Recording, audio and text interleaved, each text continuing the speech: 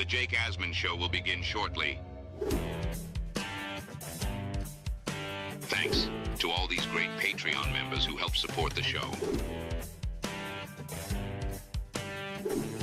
Get your super chats ready.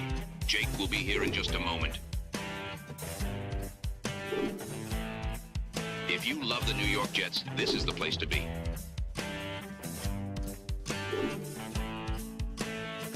And now, the Jake Asman Show. Jets OTAs officially got underway today, and they're open for the media to watch tomorrow. We'll break down the top storylines and players to watch as OTAs gets underway. It's the Jake Asman Show. Let's hit it and get it started. Man, our Jets are primed to win another offseason, baby.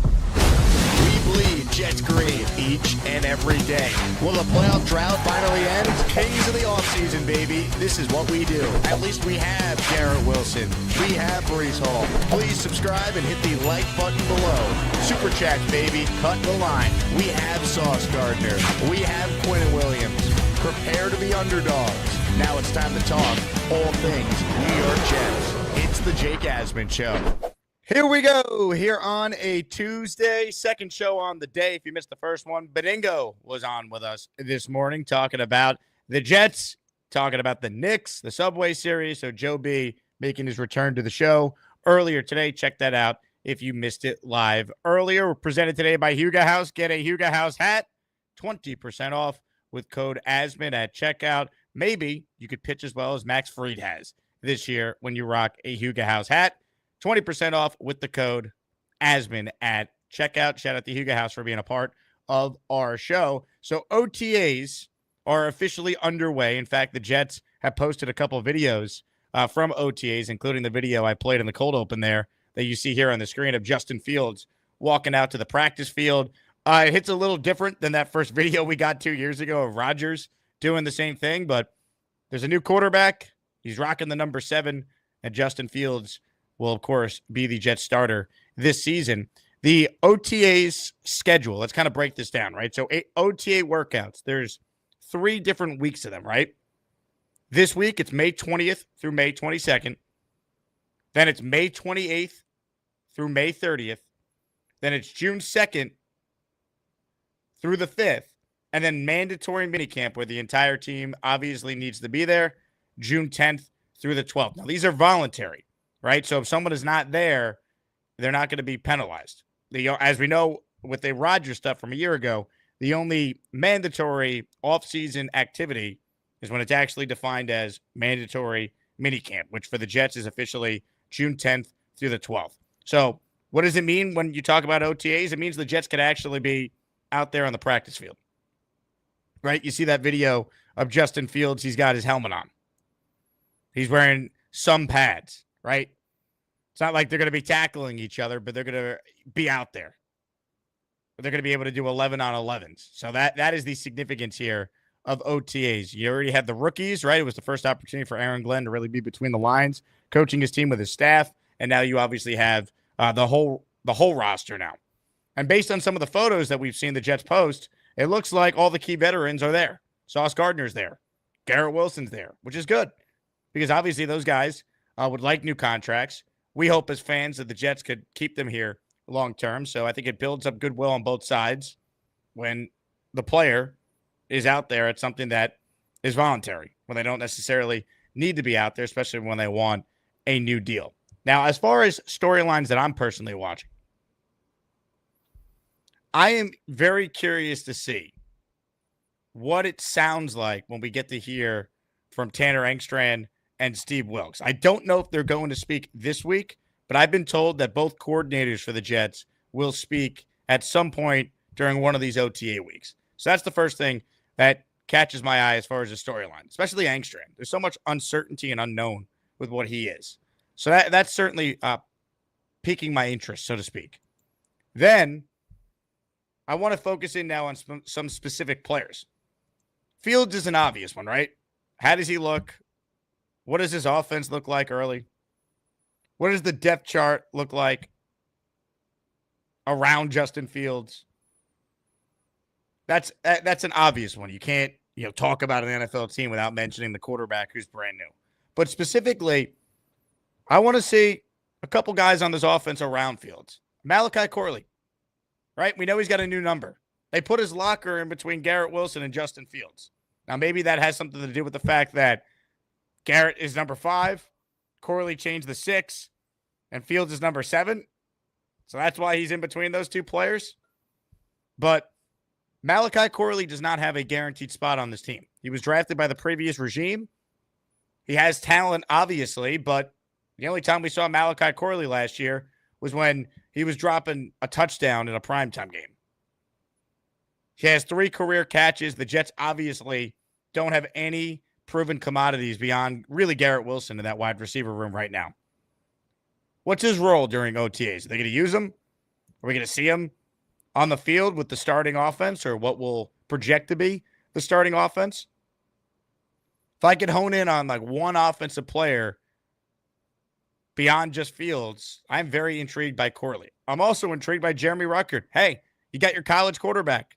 You did an interview with ESPN recently where you said this is the best you felt. You love this offense. You think it tailors you. Well, the Jets essentially drafted your replacement in the second round.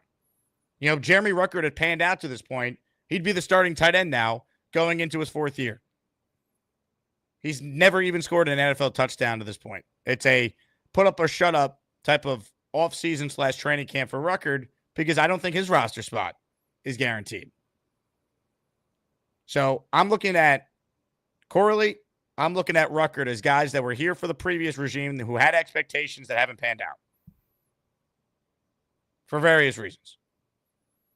And then, look, it'd be easy for me to list the entire rookie class, but I'll go specific here. Let's stay with the tight end position. Mason Taylor. How quickly will Mason Taylor be a part of this thing with Justin Fields? How quickly can the Jets get Mason Taylor, who they use the 42nd overall pick on? How quickly can they get Mason Taylor acclimated and a part of this offense? Because for this team, I believe, to be better than most people think they're going to be, I think they're going to need him to play well. And I like the pick. It's one of my favorite decisions that the Jets have made this offseason. Can we see Mason Taylor play a role right away? There's going to be a question on this team all summer. Who's going to be the second wide receiver next to Garrett? And I believe you could actually word the question like, who's going to be the second pass catcher next to Garrett Wilson? Because Taylor's not a wide receiver, but he might be their number 2 offensive weapon in targets or yards, production, right? However you want to define it. They drafted this guy to play a role and play a role, I believe, right away. So I'd love to see Mason Taylor have a good OTA session these next few weeks and then hopefully carry some of that into training camp. You're asking a lot, but you know what? The Jets used the 42nd pick on him, so they obviously think highly of him. And then just beyond Mason Taylor, you look at this rookie class as a whole, A.Z. Thomas. How quickly could he really challenge maybe Brandon Stevens for a starting corner job?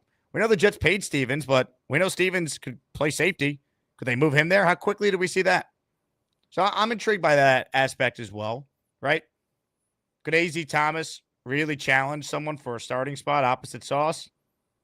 Maybe not right away, but when you take a guy 73 overall, if not this year, then by the end of next year, you think he's a starter for you. So, well, how does this guy start if you sign Brandon Stevens to a 3-year deal? If you guaranteed at least a year of his salary coming up, you're not going to bench him, right? Unless you move him to safety. So as far as players go, I am very fascinated to see how the dynamic with Stevens and A.Z. Thomas potentially plays out.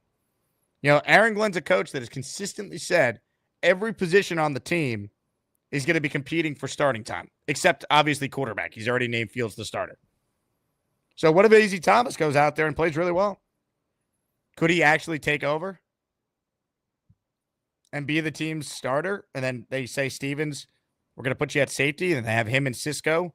Another guy I'm intrigued by, Andre Cisco from Long Island, signing back with the team he grew up rooting for. 1-year deal, $10 million. What can he do? So it'll be nice to see some of these guys out on the field for the first time. We will have Robbie Sabo, who will be at OTAs, join us live on the show tomorrow afternoon for a full recap. Aaron Glenn is also going to be speaking at 2 p.m. Eastern time, so we'll hear from the Jet head coach tomorrow as well. But to me, those are some players I'm looking at. We're obviously going to be checking the attendance, who's there. Seems like the Jets have had a great turnout so far, which is what you would expect with a new regime coming in. But those are the storylines I think you're looking at. And obviously, this goes without saying, no injuries, man. No injuries. That's always the number one goal of any of these offseason programs. Can you get the training camp healthy? That's the key. With that said, let's open it up to your comments and your questions. Certainly we'll take some calls on this as well. Reminder, this week's Asmaniac raffle prize is another Knicks top prize. Walt Clyde Frazier signed and authenticated jersey is prize one. And when the Knicks won their first championship, Broadway Joe and the Jets were Super Bowl champions. So a signed Broadway Joe Namath jersey is our second prize in this week's raffle. As always, to enter, you could gift a channel membership. It's just $5, and then you're in for one. Or you could send in a $10 super chat or higher. $10 super chat will get you in for two. Shout out to everyone who supports the show. It makes it possible for us to have some great raffles each and every week for everyone out there. With that said, phone lines are open. That would be the Gusbuster Umbrella Hotline. We get your calls right after this. If you want to buy the #1 umbrella in the universe, go to gusbuster.com and make sure you use promo code Jake25 for a discount at checkout. First up today is Big Cho. Cho, how we feeling? What's up, Jake? Big Cho, what's going on? How you doing? I'm doing well, Cho. Hey, I'm glad you are. I had a question. About maybe 2 or 3 weeks ago, I signed up. I joined the Patreon. Mm-hmm. I wanted to make sure that you got that. I was on the list. Did you see your name added to the countdown ticker? I don't really pay attention. You talking about at the beginning? Yeah. I don't know. It's awful small. I can't really read it. Well, I could tell you that it's there, Big Cho, and you are officially a Patreon member, so I appreciate you signing up. You got to join the Discord now so you can chop it up with everyone. Say what now? You got to join the Discord now. It's one of the perks of being a Patreon member. Okay, how do you do that? Click the link right on the dashboard of Patreon, and it says join the Discord. Okay, what is that for? It's for magic. For magic? Yeah, it's gonna totally change your world. Don't be fucking with me, Jay. No, I'm being serious. All right. Family show, Big Show. Don't curse. I'm sorry. That's okay. Are you being real? In what regard? I am real, yes. I'm talking about dropping the F-bomb. Were you mad at me because of that? Well, I'm not mad at you. Just a reminder. We encourage proper language. Okay, I got you. My bad. No, you're good. No worries. Hey, couple things. Also, wanted to ask you: have you decided? I see you got the away game at Tampa Bay. Have you decided the home game yet, or no? The home game will be the Carolina Panthers game. You would do that, man. That's my home team over here. I don't want to come up there and see them. Well, Big Cho, unfortunately, that's the game that works for a lot of people. It's a 1 o'clock game. So, and the weather should still be nice then. When's the date? I would have to pull it up. It is, let's see. Big Cho, you're asking a lot of questions here. Hold on. I know. I'm sorry. The date for the Panthers game is October 19th. Okay. That'll work. I'm going to try to make it happen. I can't wait, Big Cho. We're excited. I told you I would, so I'm going to try to make it happen. Hey, last thing. Do we need help on the defensive line? I think they need another defensive tackle. Remains to be seen if they're actually going to add anyone.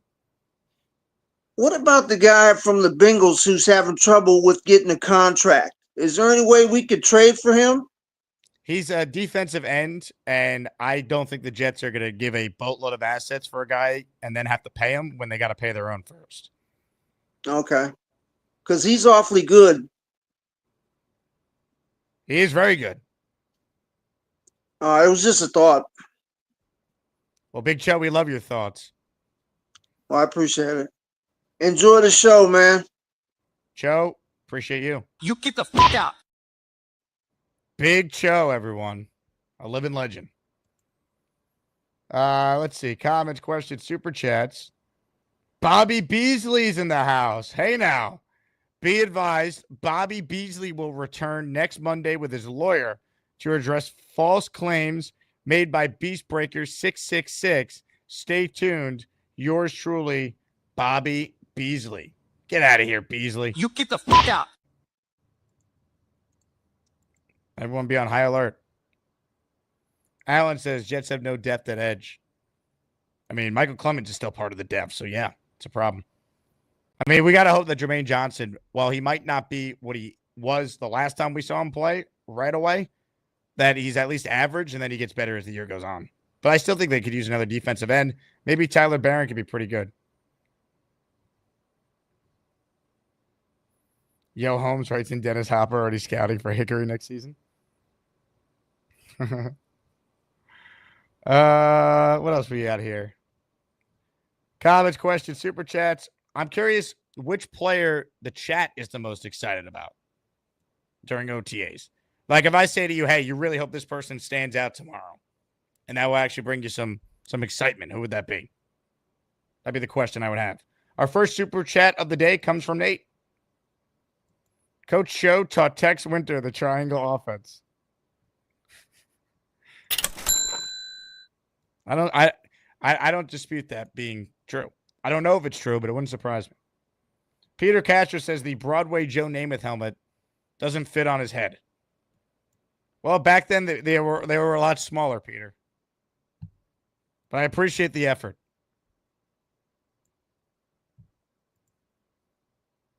DJ says Arian Smith. Yeah, I would love to see some positive Arian Smith reports.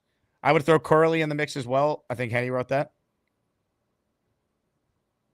Jets Johnny says he's going to call in 5 minutes, which is great because it will be the first time we get a chance to talk to Jets Johnny since he correctly identified Charles Gorman taking a crap live on the Bobby Midnight Show before anyone realized. Dylan is excited to see how the running backs do. Yeah, I agree. Well, specifically, could we see, Braylon Allen and Isaiah Davis really stand out? Because they're going to get an opportunity here. Like, this is not going to just be handed to Breece Hall. Like, I think Aaron Glenn's going out of his way to make it clear that it's not just going to be, hey, Breece, like, because you've been the guy, you're still the guy. You got to go and earn it. You're coming off a down year.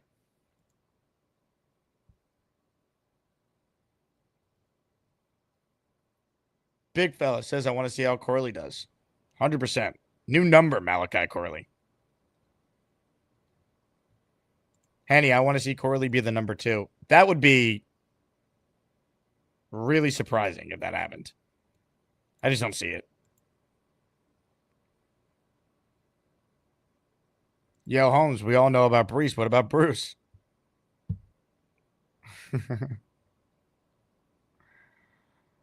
And we're going to have to ask the lane train about that one. Nick is excited about Malachi Moore. Well, it's interesting because he seems like a guy that maybe could be a starter for them, but not if their plan is to move Stevens to safety. I would like to see Moore do well, though. Likeable guy.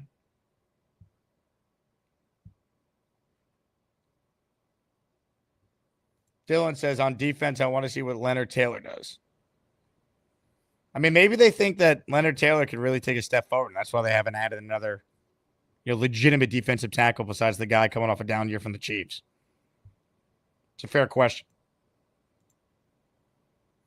Comments, questions, super chats, they will continue to cut the line around here. Reminder, if you get the membership, you get in the raffle for one of our 2 prizes so far. Signed Wall-Clad Frazier jersey and a signed Broadway Joe jersey. Back to the phone lines we go.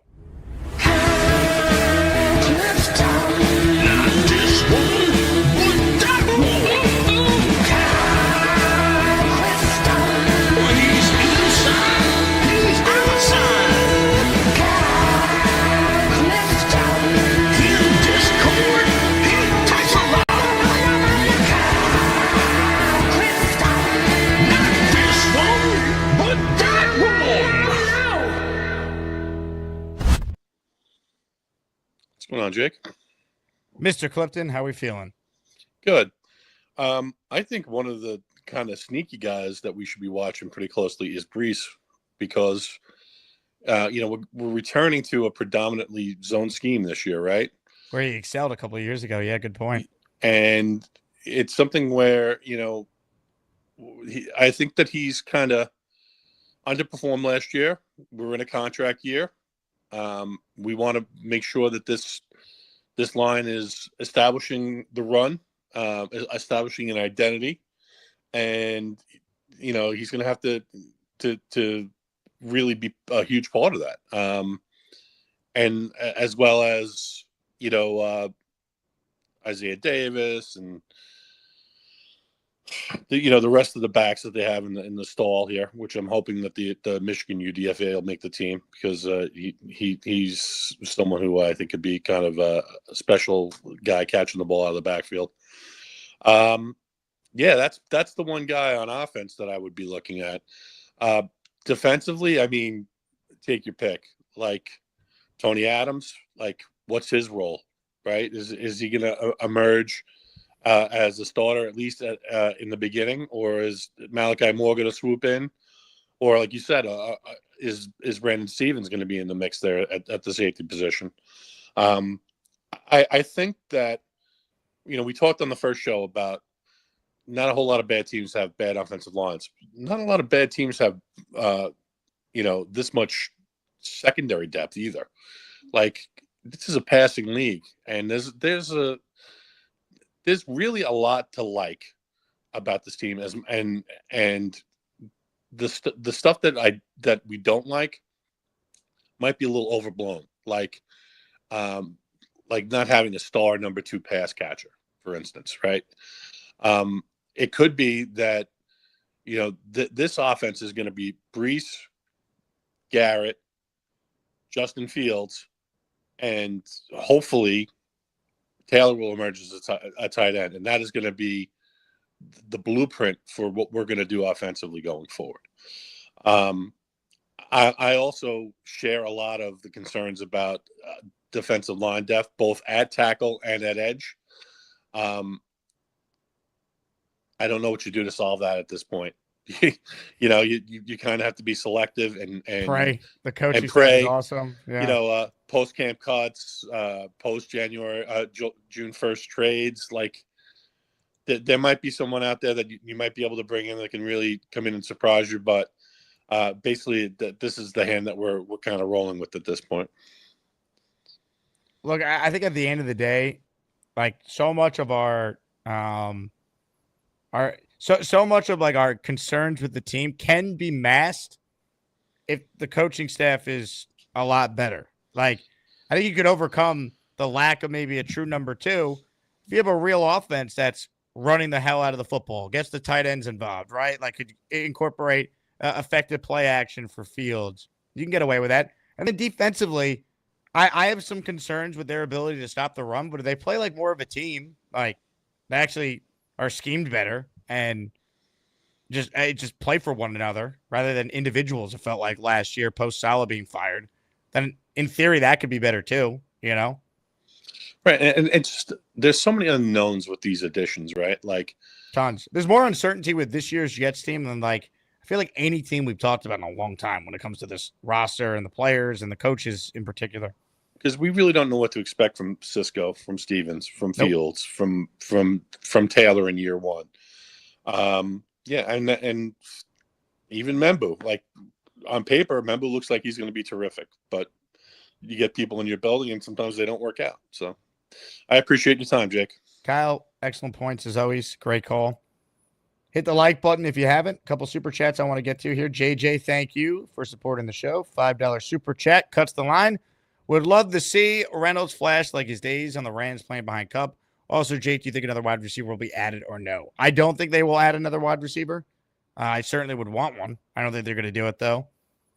Look, Reynolds 2 years ago, right? When he was in this offense, the Jets, in theory, are going to be running. Engstrand and Glenmore, obviously, with him in Detroit. He was what? The number 3 receiver on a team that was in the NFC title game?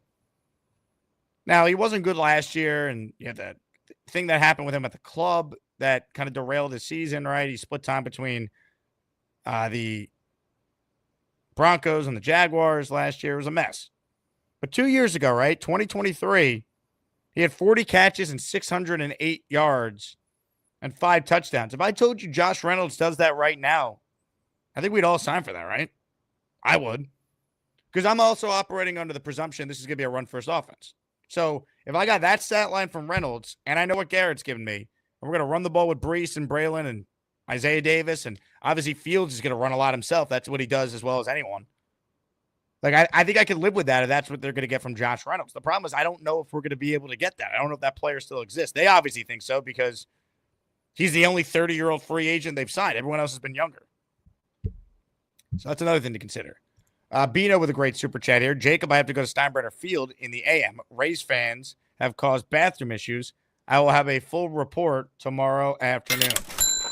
Speaking of bathroom issues, during Bobby Midnight's 24-hour stream the other day, Charles Gorman thought it was a good idea to call in live from the John. By now, many of you have seen the clip. That's not what I want to focus in on, though. I want to give tremendous credit to one of our own. All right. When it comes to being able to pick up on things quickly, right? To use a football term, read the defense. You find me someone that was as aware of the situation, quite like Jets Johnny. Now I'm going to play the clip and just focus in on how quickly Jets Johnny recognizes what's going on. Hi, Charles. Hey, guys. Glad you're all dressed up. He Like, can't stand up. He's taking a shit. are you in the He's bathroom? in the bathroom, bro. Yes, I'm in the bathroom, Bobby. Are you taking a dump? Are you taking a dump? You're not gonna have that crap.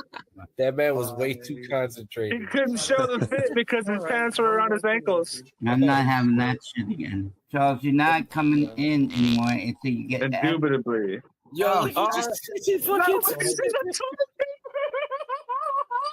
What happened? Like, He's in the bathroom calling my show again. I don't want to see that. Oh shit, man. Anyway, I don't come in to take a shit on your show. listen, Charles, do never ever come on my show again in the crapper, okay? My bad. Anyway, I just want to stop by and say hi. Sorry about the bathroom incident.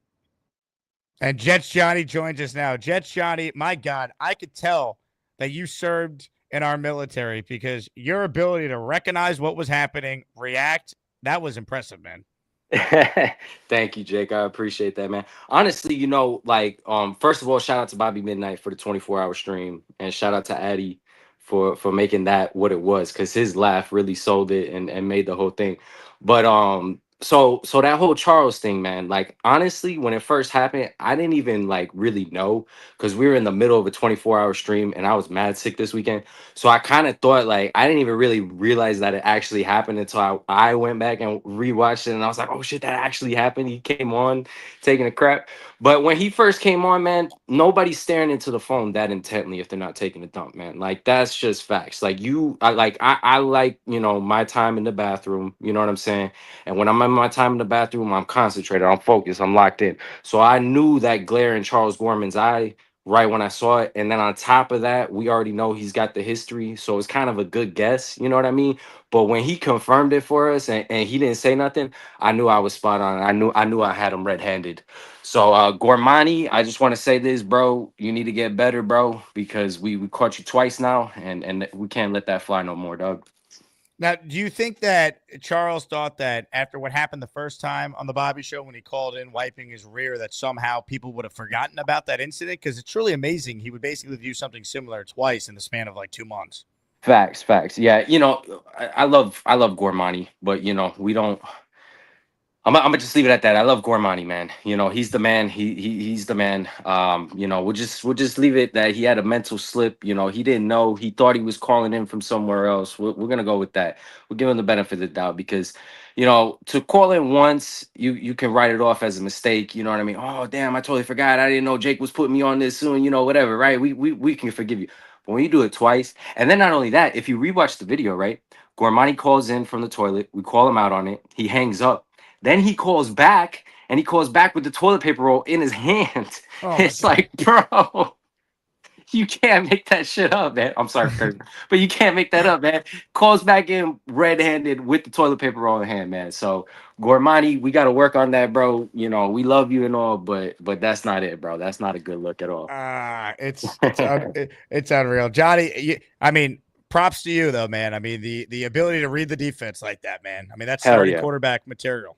Yeah. Oh, I'm already coming for Bonesy's head, man. You already know that. We're coming for his championship. We already took his starting quarterback role. You know, the guy's still, crying about Joe Douglas and all this stuff like that. So it's time to get out with the old, with the Bonesy, all that old stuff, and on to the new guy right here, Just Johnny. You know what I'm saying? The new starting quarterback for the Asmaniacs in 2025. But I did want to talk about our starting quarterback, if you don't mind, for a minute, Jake, because you asked that question earlier about who we want to do good and everything like that. And for me, football begins and ends with the quarterback. And if that man right there is not the man, then none of this shit matters. So I'm like, I don't necessarily believe in God or nothing like that, but I'm praying for that man. I'm praying that everything that he wants in his life comes true, because if that happens, then we're having a good year. You know what I mean? So nothing but blessings to that man, Justin Fields. I hope he balls out. I want to see him do good.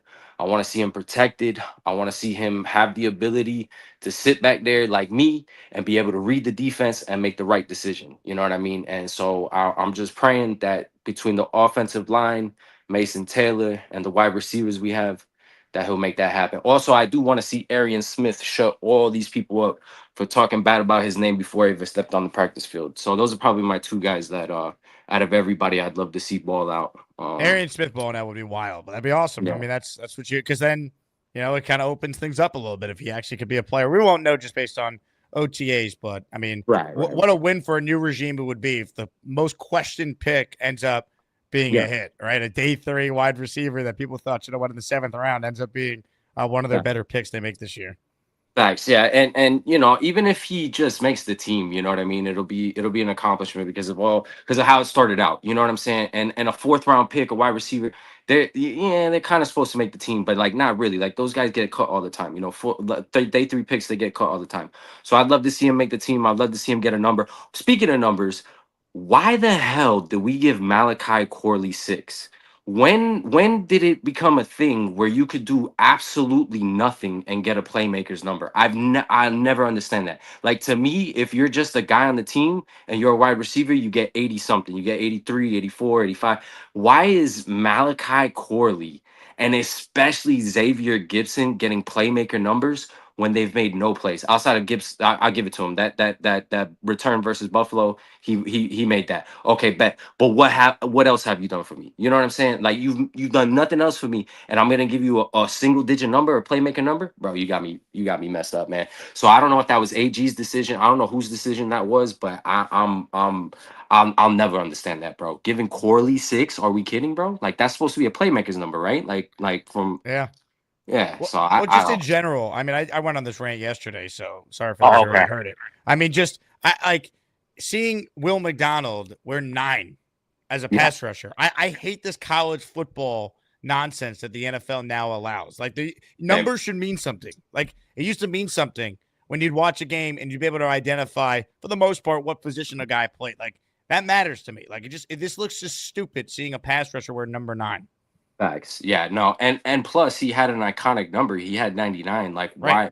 I don't know why. I mean, I get it. He was 9 in college and everything like that. So when it opened up, he probably wanted it and whatnot. But like me, I'm thinking like, because my favorite number is 24. So obviously if I play for the Jets, I would never get 24, right? Like Darrell Revis, that's long gone. But just for the sake of argument, like let's say they gave me 24, but I played 4 in college. Like why the fuck? Like why am I gonna switch to like I don't get that, bro. You have 99 who was worn by Mark Gastineau, like one of the greatest Jets of all time, and they gave it to you, and then you just give it away. Like what are we doing here, bro? Like you should be honored that they gave you that number and want to represent and put on for that. But I don't know, man. Like him, I'm a little less because like you said with the college stuff, and everybody's kind of been wearing 9 and 7. That was his college number, but still, I just think it looks so stupid when you have like a pass rusher wearing 9. Even like number 6 doesn't look good for a receiver. 6 is a quarterback number or a kicker or punter number.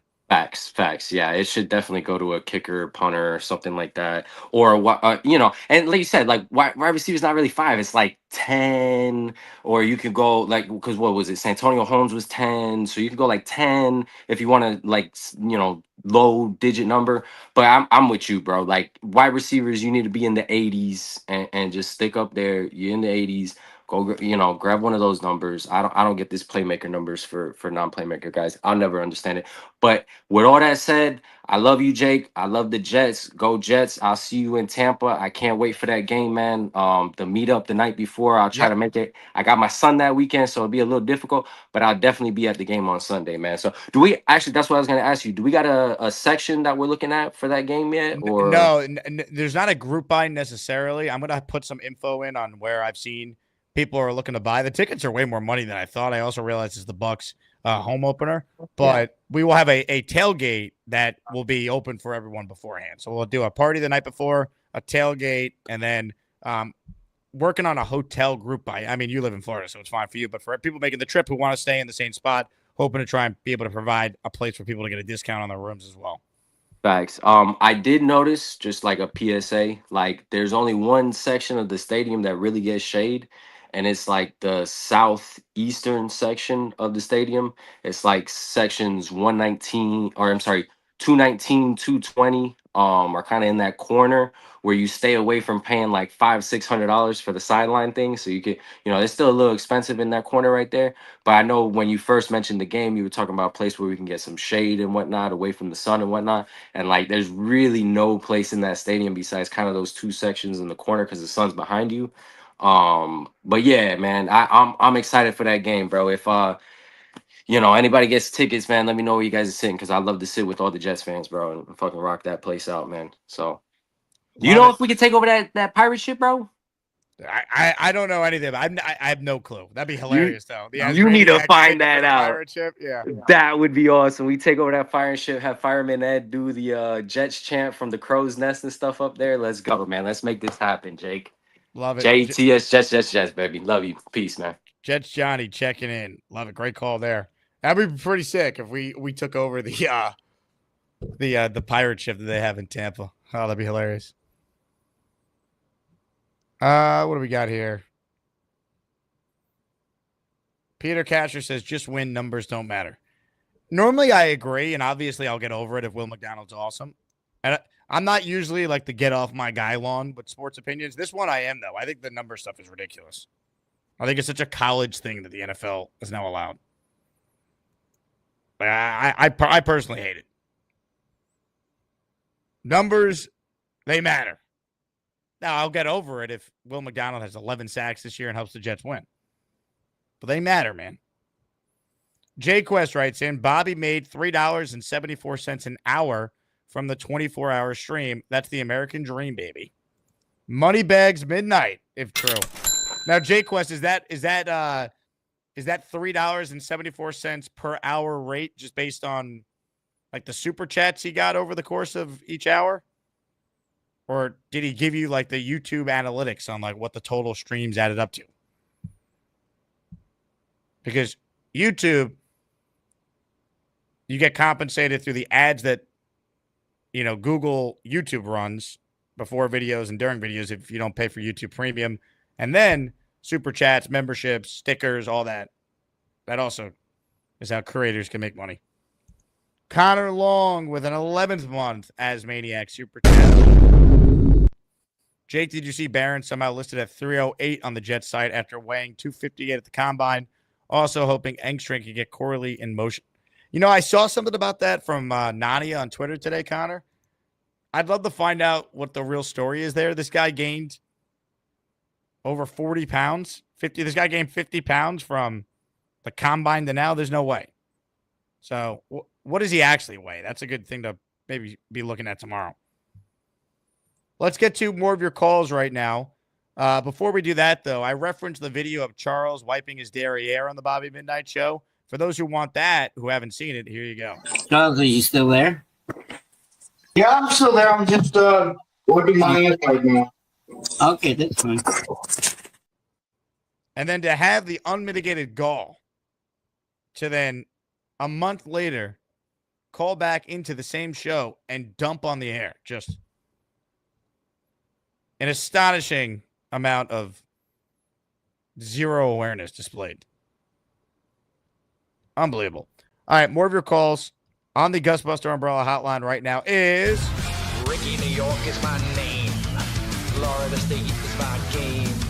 My internet sucks, calling Jake when it's time to smoke and debate. The New York Jets are gonna win. My team since I was a kid. My New York Jets are gonna win. I'm Ricky, New York. Don't forget that. Florida State, bitches. New York Jets. We got this shit. It's time to win, baby. Win. Can't wait. That's awesome. That is awesome. Gator's best work so far. Love it. We love it, Ricky. Love it. Awesome. Well, I was not expecting that. Yeah, that's great. Dude, nobody sees the field like Jets Johnny. Awesome call out on that. And Charles, all I have to say is I get it. I call into all the shows. Sometimes you get fired up, but there is no take that you're going to call into a Jets show about that can't wait a couple of minutes. That's all there is to it, man. As good a take as you might have, it can wait a couple of minutes. We'll still be here. At any rate, I'm looking forward to this year. I think things are headed in the right direction. I am optimistic, and people aren't used to seeing it built the right way. I get it, but I think that we're going to surprise a lot of people this year. And you know what?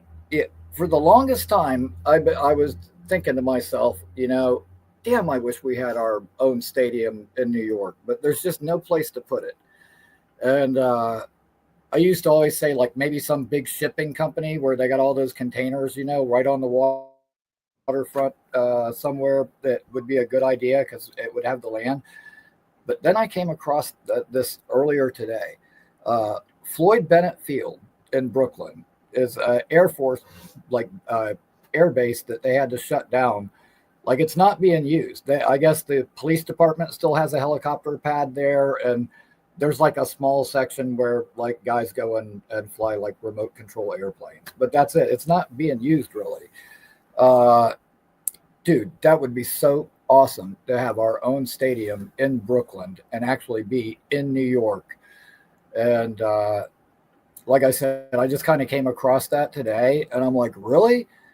There's a piece of land that big that's not being used in Brooklyn where we could potentially put a stadium? Like, hell yeah. So Jay says anyways, I just figured I would throw mass that transit or good highway access, Ricky. Okay. I hadn't researched that far into it. I was just, when I saw it, I was like, damn, that's actually a place that's big enough for a stadium. So, okay, well, those are definitely considerations. But anyways, I just figured I would kind of throw that out there. But hell, you know what? I'll settle for a winning season. Might not get our own stadium, but I'll settle for a winning season. And dude, I think we're going to surprise some people. If Aaron Glenn could have the injuries he had last year in Detroit and get his backups to play at that level, he should easily be able to string together 8 wins with the roster that we have. That's all there is to it. From your lips to God's ears, Ricky. I'm Ricky, New York, and I love to smoke. Florida State, I really love Florida State. Jordan Travis, you know he's from Florida State. At any rate, I call into smoking debate.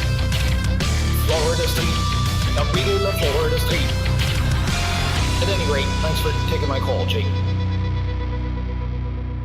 Ladies and gentlemen, the first person to get the membership 45 minutes into the show is Johnny Bonnie, who is in the ASMANIAC raffle for 5. Money. Burnt Ballsack. That's the real name. Jay Lepselter, Sluggo, Jimbo, Franklin Fung, all receiving channel memberships. Now, there was a great question that I just saw from Dylan. Why did the chat pop up on the screen? So StreamYard added a new feature that's in beta mode. Show comments on stage. So I checked it off. And chat, you let me know. Do you like that? Do you not? I'll take live feedback on StreamYard's new feature here. You could put comments up on the screen. Now, some of you maybe watch on your TV and might appreciate this. Some of you might not like it. I don't know. But we're testing it out for this show, and you guys let me know because I could easily take it off. More of your calls right now. Let's say hi to Barbarossa. What's up, Barbarossa? Oh, what's going on, guys? How are you? I heard Ricky talking about Floyd Bennett Field, and I drive by there all the time normally because my parents have a house in Breezy Point. Oh, wow. It's really cool, but like there's no way even more than a couple thousand people would ever be able to get there on time. So maybe that'd be better for the Jets if nobody watches, but I don't know. I don't know. It's really funny that Ricky said that. I was just like here making dinner. I'm like, oh my god, he mentioned something that I know. So also he has like such a cool intro. I think it might be better than Dave Brigger's. I don't know. It's Wow. close. It's close. A poll about whose intro is the best might not be a bad idea at some point. You know, it's unfortunate that YouTube only lets you list 4 options in a poll because there's just so many, you know? Yeah, there are a lot of good ones.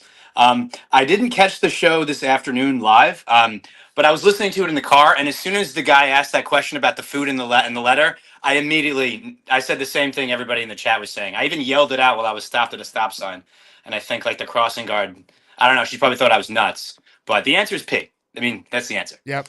Yeah. Pizza and pasta are the second and third best foods ever. So in real time, I thought people were making a dirty joke, and then I thought about it. I go, no, really, that's the answer. There's just so much good. So I'm on board with P. Like I officially declare P as my choice. I thought about C a lot because of chicken and all the different like versions of chicken you could get plus Chipotle, but I think P wins out. There's just too many options. Yeah, that was my first thought, and sometimes you gotta just trust your gut when it comes to things like that. The last thing I wanted to say is I don't like the number changes either. It kind of bothers me. Like 99 is a great number. Why would you ever, no matter what position you are? I don't know why you wouldn't want 99. It's a cool number. And then like Gibson and Corley Gibson, the first game of last year, he scored a touchdown, and that's it. That's just not enough. And Corley's done negative. He's done like negative things. So like he doesn't get to pick any number. Like I think it's ridiculous, and it is annoying, and I think it's just indicative of the I think the player friendly and the babying of not all players, but like some players. Like some players get their number, and you can pick that if you're like Justin Jefferson or something like that. But I just don't get it. Like you shouldn't really be able to pick your number unless you've earned it. That's just my opinion. Cheers, everybody. Barbarossa, excellent call and good perspective on that Brooklyn location. I've kind of given up hope of the Jets ever having their own stadium. I don't see it. The spot to do it would have been right next to Citi Field, and instead we're putting a soccer stadium there. Like, give me a break. Like, I don't see it. I think the Jets will continue to share a stadium with the Giants for as long as I'm alive. I don't see it changing anytime soon. More of your calls right now, ladies and gentlemen. On the Gusbuster hotline next is Papa Jet. Hello, Papa. How you doing, Jake? What's up, Papa Jet? Yeah, I just got something real quick. Oh, as far as taking over the ship in Tampa, I haven't thrown a punch since the 7th grade, so I don't know how that'll work out, but I'll go down with you, I guess.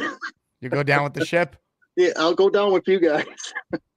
That's like that one who stepped on the Dallas Star in midfield that one game. Was it? I think it was somebody from San Francisco went after the game and danced on the Star and started a big brawl. No, didn't T.O. do that when he was with the Niners?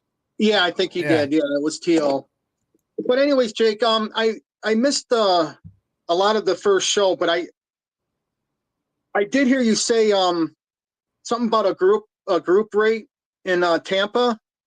Yeah, for the hotels. I'm trying to see if I could do something with the hotels. Okay. Yeah, because I'm going to let my son decide because he has less time off than I do. I get 7 weeks off a year, so I have enough time. It don't matter. But I was going to let him decide. I don't know if we'll go to New York or Tampa. I would like to go to Tampa, but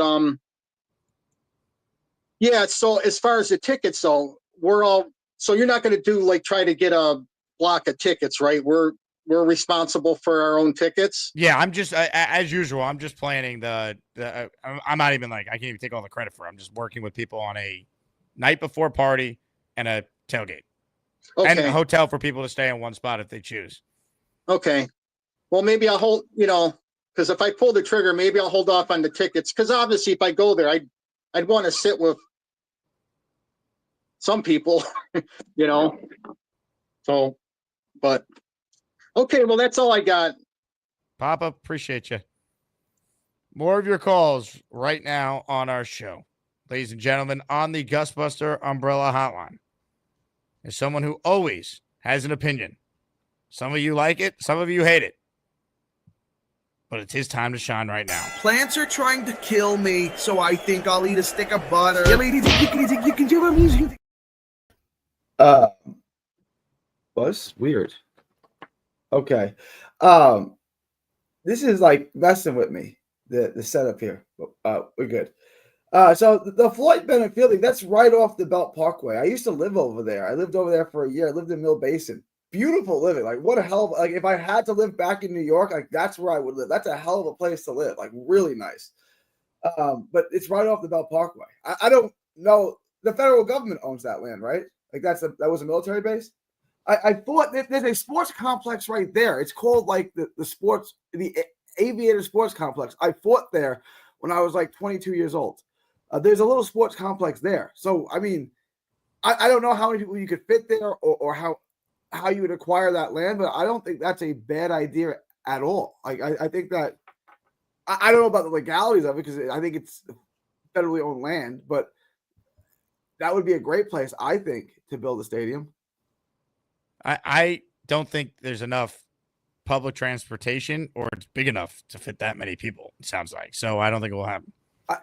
Yeah, I mean, I don't really know how much land you need to build like 100,000, 90,000 seat stadium. Like a lot with parking and stuff because, right, there's not a ton of transportation, mass transit there, so you'd have to have parking and stuff. And yeah, but if it was possible, I think, shout out to Ricky, that was a good idea. And the numbers, this is what we're complaining about now, guys. Numbers. Yes. I mean, I got to get a Xavier Gibson jersey now. That's what I got to do. The 82. Do you feel like a huge moron spending money on an Xavier Gibson jersey just for him, a guy who's not even any good, to then change his number? No, because he's got a moment in Jets lore. Like, would you feel like an idiot if, as a Yankee fan, if you bought an Aaron Boone jersey? No, because he's got a moment in Yankee lore that'll last forever. Xavier Gibson has a moment. Xavier Gibson is still on the team, though. This doesn't make any sense. But I'm saying Aaron Boone it will always have a moment in Yankee history. He wasn't the best Yankee. He wasn't even very good as a Yankee, but he'll always have a moment. Like Bucky Dent will always have a moment in Yankee history, right? Right, but Xavier Gibson, yes, he will always have a moment in Jet history. That's true, but he's still on the team for right now with a different number, and you bought his jersey. Well, I didn't know that he was going to change his number. I wasn't even sure. I waited. That's for why him to it's even make annoying. the team. I'm sure people bought McDonald jerseys after he had 10.5 sacks last year. Now he's wearing number 9. Yeah, people have McDonald jerseys. I think I'm probably the only one outside of maybe Mr. and Mrs. Gibson who have a Xavier Gibson jersey. So, you know. Also, you can't even compare the moment of Aaron Boone hitting a walk-off home run in Game 7 of the 2003 ALCS against the hated Red Sox to Xavier Gibson having a walk-off punt return in Week 1 of an NFL season. Well, the Jets don't really have as many great moments, so it's all relative. The Jets don't have a history like the Yankees do, in case you didn't know that. I was unaware. I mean, it's when you list their big moments, I mean, there's not a whole lot to list. It was obviously a big moment, but I just don't think it's the same thing because, like, Boone wasn't on the Yankees after 2003, right? He got hurt playing pickup basketball, which led to the A-Rod trade. Gibson is still on the team, and he has a different number now. Yeah. I mean, Do I got to get another Gibson jersey? I feel like he got the touchdown wearing 82, so I'm just gonna stick with 82. I would wait before you get any Gibson jersey because who knows if he's even on the team by the time we get to week 1. Well, if he's requesting numbers, a new number, I'm guessing he's going to be on the team. Like, I mean, if they weren't, That doesn't mean anything. They can just cut him. Who cares? But like in spring training, like the guys that aren't going to make the team get like number 81. You know what I'm saying? Like in spring training, like I feel like but that's baseball. Football is a little different. If he wasn't going to make the team, they would say, don't worry about what number you have. All right, pal. Don't stress it. Yeah, the number thing, I don't know. Like you want receivers to have 80s and running backs to have 20s and linemen. I just to have want 60s conventional numbers. I don't like the college football, NFL takeover that we've had with numbers. But I don't understand. Like Corbett was number 3 at Hofstra. Like the college guys have numbers like that. Why? I'm saying let that be a college thing and let the NFL be the NFL. Okay. Like Keyshawn was 19, right? Yeah, that's a receiver number though. It kind of is. It hasn't been until recently. I feel like receivers were always in the 80s. Always. Tight ends were in the 80s. Running backs were in the 20s. 10 is a receiver number. I guess 11 is a receiver number. 10, 11. So you go back in history, like the first Jet with a number in the 10s that played receiver, I think, was Keyshawn. Don Maynard wore 13. He was a receiver. Fair point. All right, I give you the 10s, I guess. Wow, Gary's saying I made a good point. Good point. All right. Yeah, I like the numbers. I like having different numbers because now you associate that number with that player. Like Luke is 77. Who else is 77? Like nobody. Like that's his number. I like the number, right? Like, well, great players could take any number and make it their number. That's why I thought it was ridiculous that what's his name on the Giants, Abdul Carter's, wants to wear Lawrence Taylor's number. Like, what are you doing? That's like they're 42, 56, 23. If you're wearing that number, everybody knows why you're wearing that number. And then he went to the organization that 56 played for and requested 50.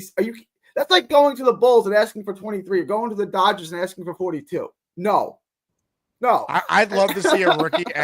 I'd love to see a rookie ask for number 23 on the Bulls just to see what the reaction would be from the fans. Like if I say one of the most iconic numbers in sports, it's 23, 56, and 42 in some order. Like those are the most iconic numbers. You can't. Like you cannot have 56 on the Giants. But David Wells, and David Wells was already an all-star, so I feel like he gets a little forgiveness. He did ask the Yankees if he could wear number 3. That happened. No. I think he asked about the. Oh, he didn't ask about it. He wore the Babe Ruth hat in a game. He wore the Babe Ruth hat, Yeah. but when he signed there, he asked for number 3, and they said no. And he said, "Can I wear 03?" And they said no. And he said, "Can I wear 0.3?" And they said, "All right, stop." I don't remember that. But that's funny. Yeah. And then I think he wore 33, right, with the Yankees. He did. Yeah, he wore 33. Yeah. It was apparently like the biggest Babe Ruth. He used to go out and touch his monument before he pitched. That was part of his thing because the bullpen was out there, but you passed by Monument Park. No, that's really all I got. Really? I think so. Yeah. Now, did you weigh in on the Gorman dumpgate? I don't know if we got your take on that. What's hysterical is like it's right after Johnny says that you can hear the kerplunk in the toilet. You definitely can hear it. I mean, it's one of those sounds that if you're not paying attention, I feel like you maybe have the show on in the background. You hear the, and then all of a sudden you're like, uh-oh. Hi, Charles. Hey, guys. You all dressed up. He can't stand up. He's taking a shit. Are you in the bathroom? Bathroom, bro. Yes, I'm in the bathroom, Bobby. Are you taking a dump? Are you taking a dump? The lack of respect for another man's YouTube show is incredible. Yeah, I'm a big fan of Charles Gorman. I'm a big advocate. I'm a Charles Gorman apologist, you could say, but like, come on, at least turn your camera off, bro. Like, if you got that feature, you could turn your camera off and just have your little background picture. Like, you taking a dump on camera? Like, come on, bro. But even that, don't you want that? Like, isn't that your alone time? Like, isn't that like your 3 minutes free of the world? Like, I don't want any distractions. I want to 3 minutes. How fast do you crap? 3 minutes? How long does it take you to take a dump? Well, I mean, it depends on the time of day, what I've had to eat. but 3 minutes would be on the shorter side. I felt like that's the average amount. 3 minutes. I guess. No way. No way. Average amount is 3 minutes. 3 minutes is that's a long time. 3 minutes is an entire round in boxing. That's a decent amount of time. 3 minutes. I have number ones that could be 3 minutes if I've had a lot to drink that day. See, now I feel like I should time it, stopwatch it, but then I feel like I'm gonna get stage fright. Like I can't pee if someone's watching me. I can't. Like, what do you mean you can't pee? I can't. It won't flow.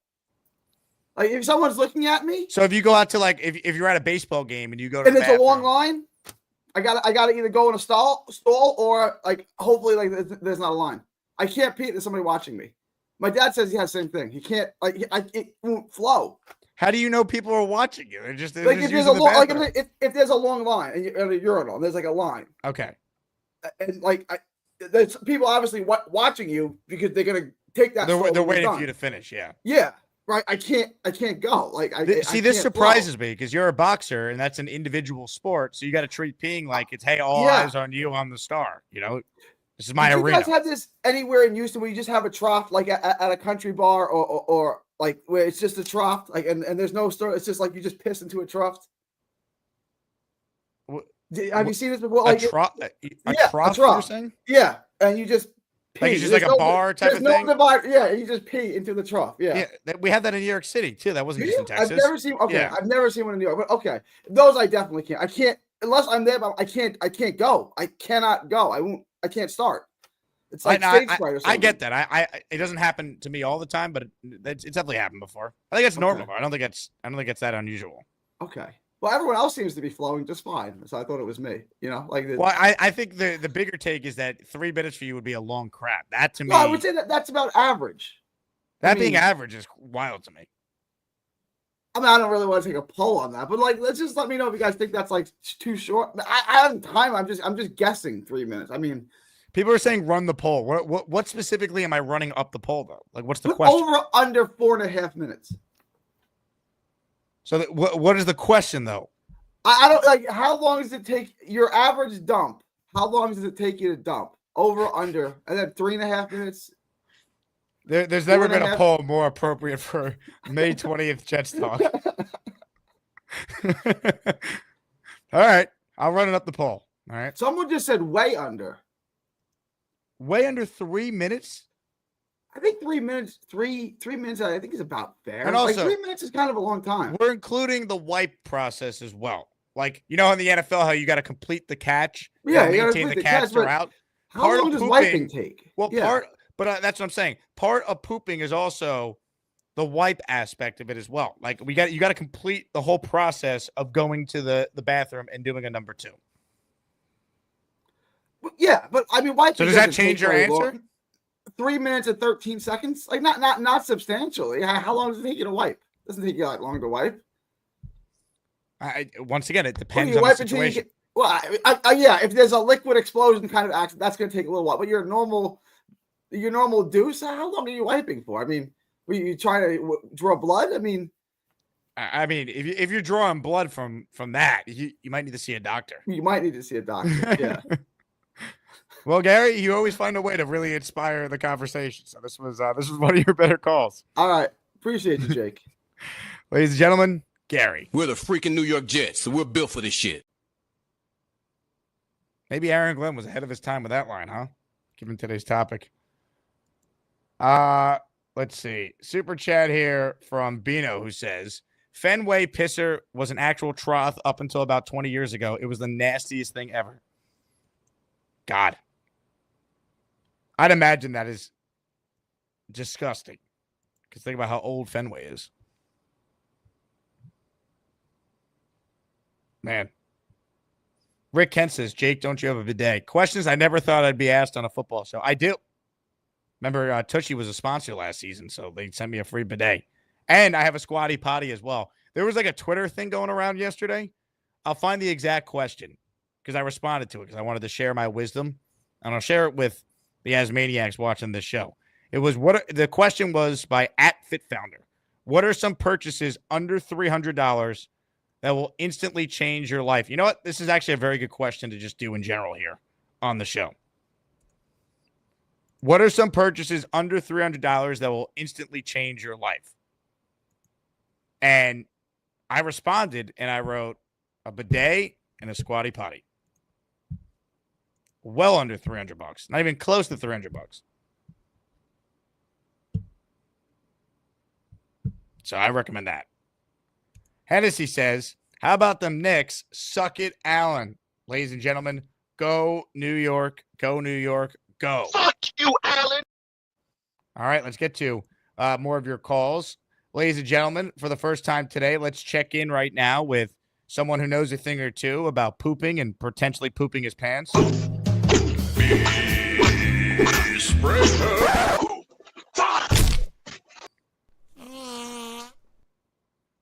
Pooping in your pants? Are you serious? Beast, all I know is when I heard this, there's just no way it was a clean process. Would you silence, or should I do one of these? That was just a fart. You come on now. Let's not go there. That little threat right there. I like to see him try. Who? That little threat that was up here at 3:48 p.m. this afternoon. Nice try. Nice try. 3:48 p.m. this afternoon. Yes. Take a look. Be advised, Bobby Beasley will return next Monday with his lawyer to address false claims made by Beastbreaker 666. Stay tuned. Yours Nice try, truly, Beasley. Bobby Beasley. We're not having it. The ASMANIACS and us are done with you, Mr. Beasley. You're not welcome here. This is our show. Our house. What the hell's that noise? Bobby Beasley's here. How's it going, Jay? Where'd he go? Where'd he go? Beastbreaker, Beast. come back here. You know, it's apropos that you guys were talking about all this poop talk and all this, because you know what? Beastbreaker 666, you really stepped in at this time. This Monday, Look, I'm hey, advised not to say a word. I'm advised not to say a word. I got nothing to But say this to you. Monday, me and my representation will show up, and we are going to sue the literal pants off you. You understand me? You get the fuck off my show. This is Hey, Jake's language. Show. This is our Children show. come on this show. You get the fuck out of here. This is our show. Jake, I apologize. I apologize. I know that you're a good friend of mine. I just need your blessing this Monday. Can I return to this show with my representation to prove that everything that I say is factual, sir? Yeah, but Beasley, look, we are a show that prides itself on being a show that sees the opposite viewpoint. You could call back with I your salute lawyer that. on Monday, but Beast has to be allowed to have his lawyer, Mr. Bonesy, represent him. Yeah, tell him to bring that shoe salesman. Unreal. Al Bundy. You'll see me on Monday, sir. Ladies and gentlemen, he is the real Bobby Beasley. Can you believe it, folks? Unfreaking believable. Wow. Wow. Beast better be ready. We know who to call. Are you an actual lawyer or what, man? Yeah, I am a lawyer.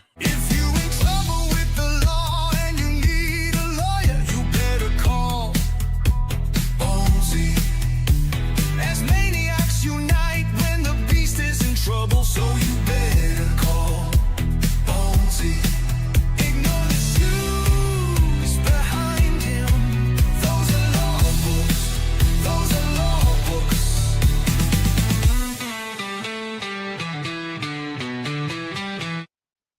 Beast, what do you make of that? You're on mute, Beast. But that guy's a problem.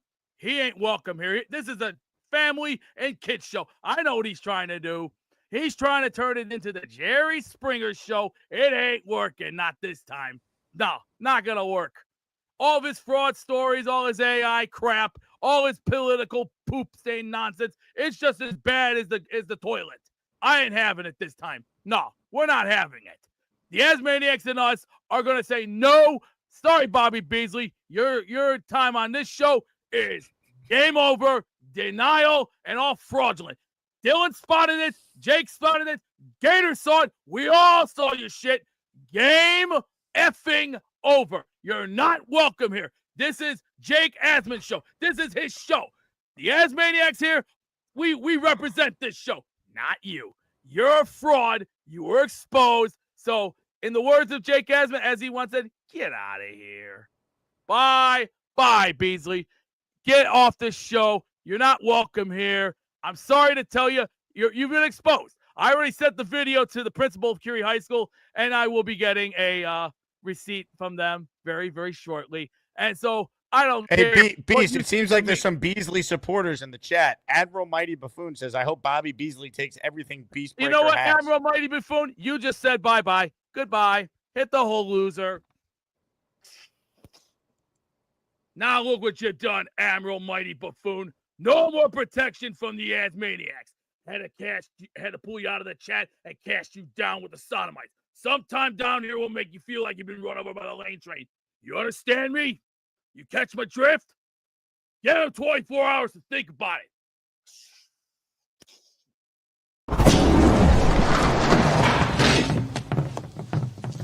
Now look what you've done. No more protection from the Asmaniacs. Had to pull you out of the chat and cast you down with the sodomites. Some time in here will feel like you've been run over by the lane train. You understand me? You catch my drift? Give him another 24 hours to think about it.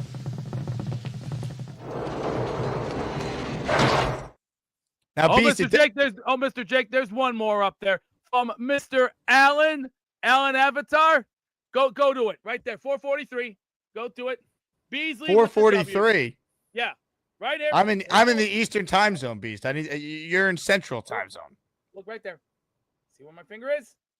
Beasley with the W. Well, Beast, here's the thing, Alan? though. We can't throw everyone in the hole. We can't. Alan, I hate your guts, too, because you're just as bad as him. I do hate Alan. You're a clown. You know what? I'll let Jake handle him for free on my behalf. You can have him. You can take care of him for me. I'm done with you, Bobby Beasley. This is our television show. This is Jake's show. You're not coming on here to turn this show into some Jerry Springer TV 14 garbage. This is a family kids show. We talk Jets football and other things, not your poo-poo, caca, whatever. No, you're not welcome here. Do you understand me, fat boy? Get lost, lose our show, and lose yourself. And you know what? Take your little supporters and make your little new podcast and leave us alone. Hey, Beast. This is our show. What are your thoughts on those saying that you ran so quickly when you saw? I didn't want no Beasley? part of him. I have a soon-to-be guinea pig who's celebrating a birthday, and I know what he's trying to do. I'm not having it this time. Not this time, Mr. Beasley. Your time on this show is very out of date. Are you an item? Peter Castro says that you guys are an item. Castro, you know what, boy? Beasley is not part of me. He is a lion sack of shit. And excuse my language there, Jake. I'm sorry if I said something like that. But unfortunately, Mr. Beasley, you're not welcome on this TV show. How about Rick Kent? He says Beast is clearly afraid of Beasley. No, Mr. Kent, I want zero to do with this loser. He's been exposed. He just needs to leave us alone. I don't want zero to do with a loser who's been exposed by Dylan and everybody on this show. That's it. Done deal. No more. It's fake. It's fraudulent. He's a loser. He's just looking for publicity. And I'm going to take quote from Big Fella. He's just looking for publicity because he just can't get over. Well, you know what? That's the way it's going to go, and that's the bottom line. No, Beasley, you're not welcome here. So your time on the clock for Monday is, well, done. Hey, what are you hiding, Beast? DD says you're hiding something. No, I don't hide crap. I tell it like it is, how it is. I'm like Ventura. I'm going to play tough, and I'm going to play hard. Is it true Beasley has a real pig called Big Joe? No, fraud.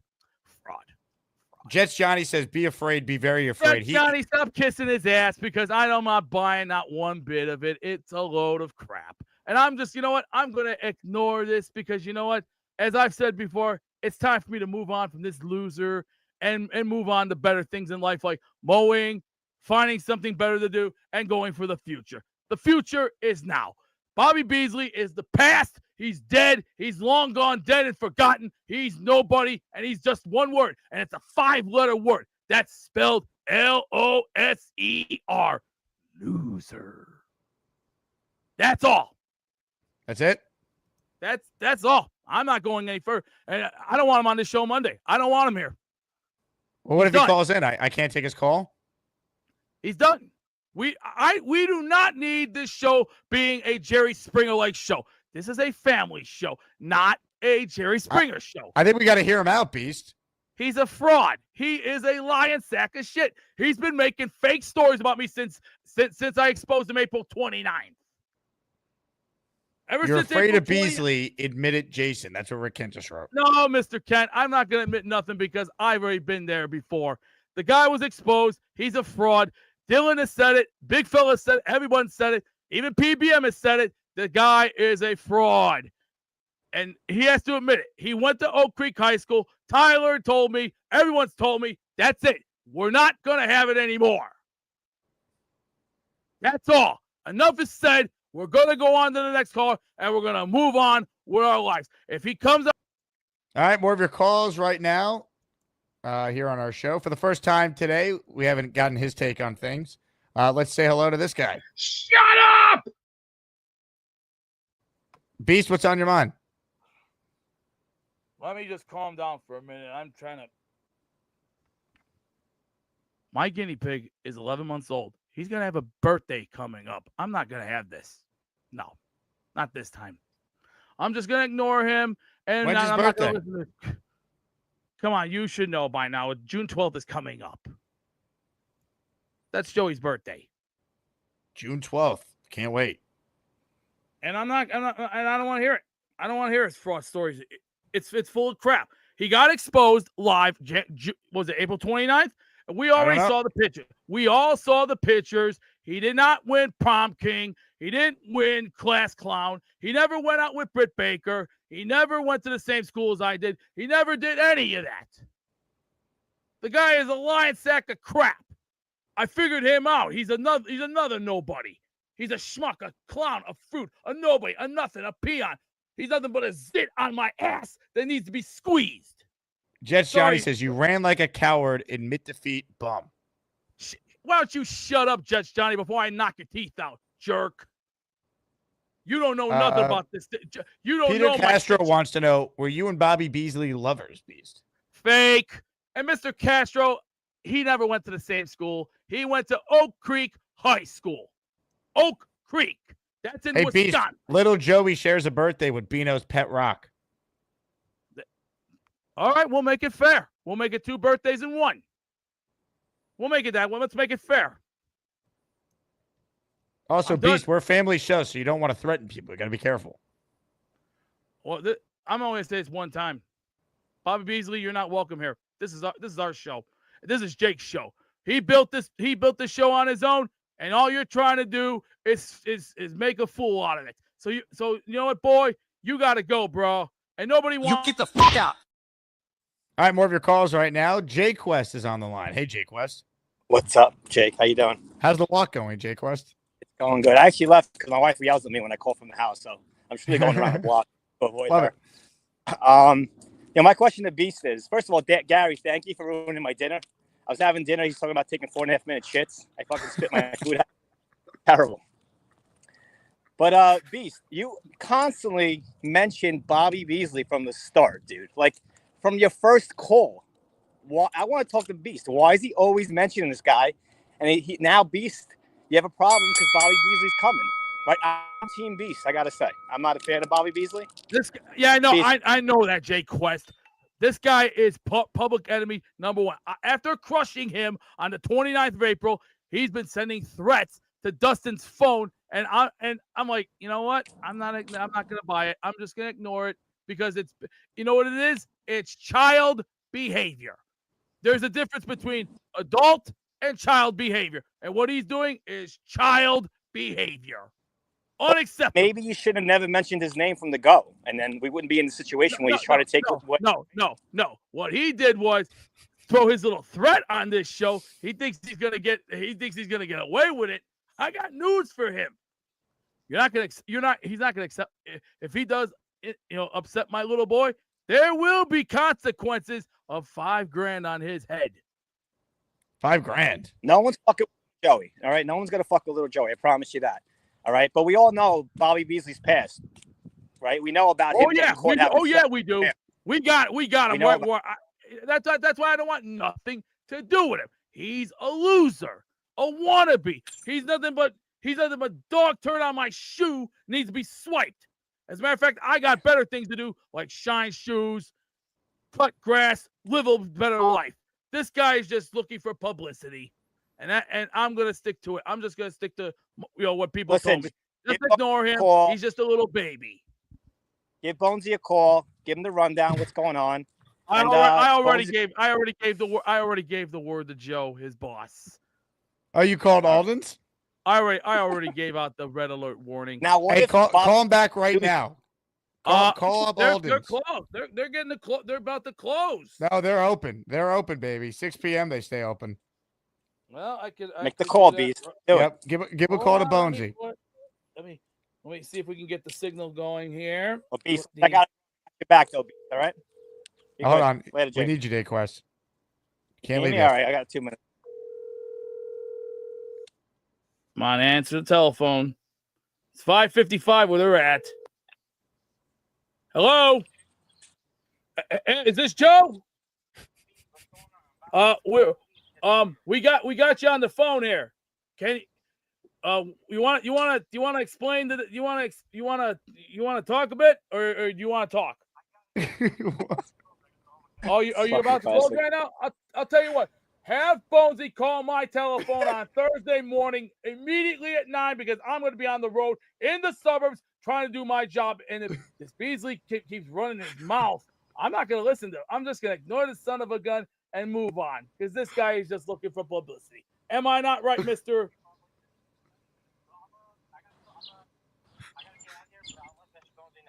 All right, thanks, Joe. You take care of yourself, kid. All right, see you then. Good guy. I love him. We love Joe Bonesy. He's a great secretary. Hey, that's the way it's got to go. This guy's in big. Beasley's in big Hey, trouble. listen, I got it wrong, but mark your calendars, baby. Monday, Beasley versus the Beast. I'll be there supporting you, Beast. All right. We can't wait, baby. And, Dayquest, great call. If his story turns, if I see any fraudulent excuses and bad lying, you know where this story's gonna go. Are you an actual lawyer or what, man? Yeah, I am a lawyer.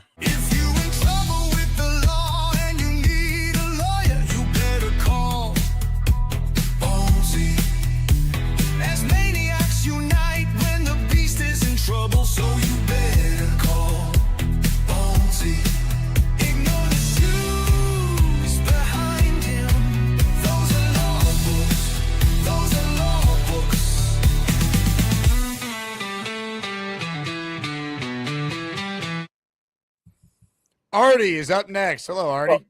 Hey, Jake, how are you? What's going on, Artie? I got to tell you, Beast has been pulling me. I've been trying to get him to relax, but we were talking about gardening. We both have a love for growing vegetables. Believe it or not, Beast is a very humble, quiet man when he wants to be. This Bobby Beasley just set him off. Having him come on the show and pop on, he was not expecting that. I have a feeling the handful of people he calls for support are probably going to be getting a lot of calls.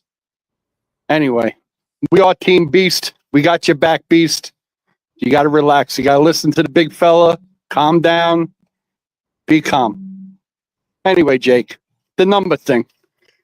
I'm beyond all that. I just want him to win. I don't care what they do. I'm kind of like on Team Peter Castro with that. You know, enough's enough with all the other stuff.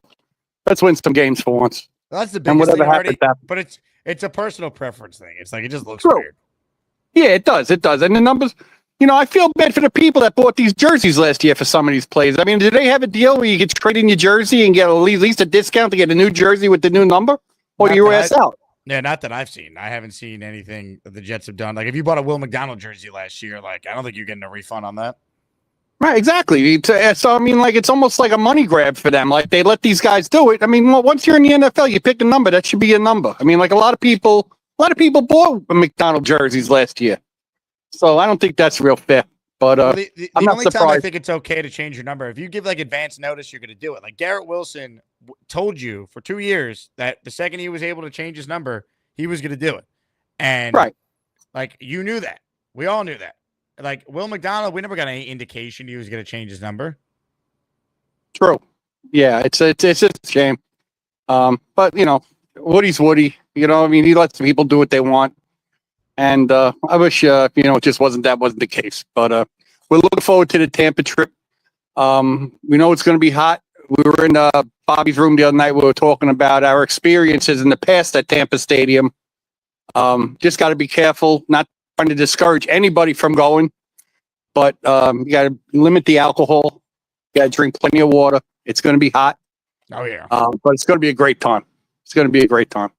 We need a Jet win, Artie. That's the key. That's it. That'd be it's a home opener. Let's put a little shiv in them and you know, take over what we is rightfully ours. You know, so hopefully better years. You know, better year ahead for us. So, and that's about it. Charles, you know, Charles is Charles. I mean, those guys busted their ass for 24 hours. I can't tell you what Jets Johnny and Clancy and Addison and Knob.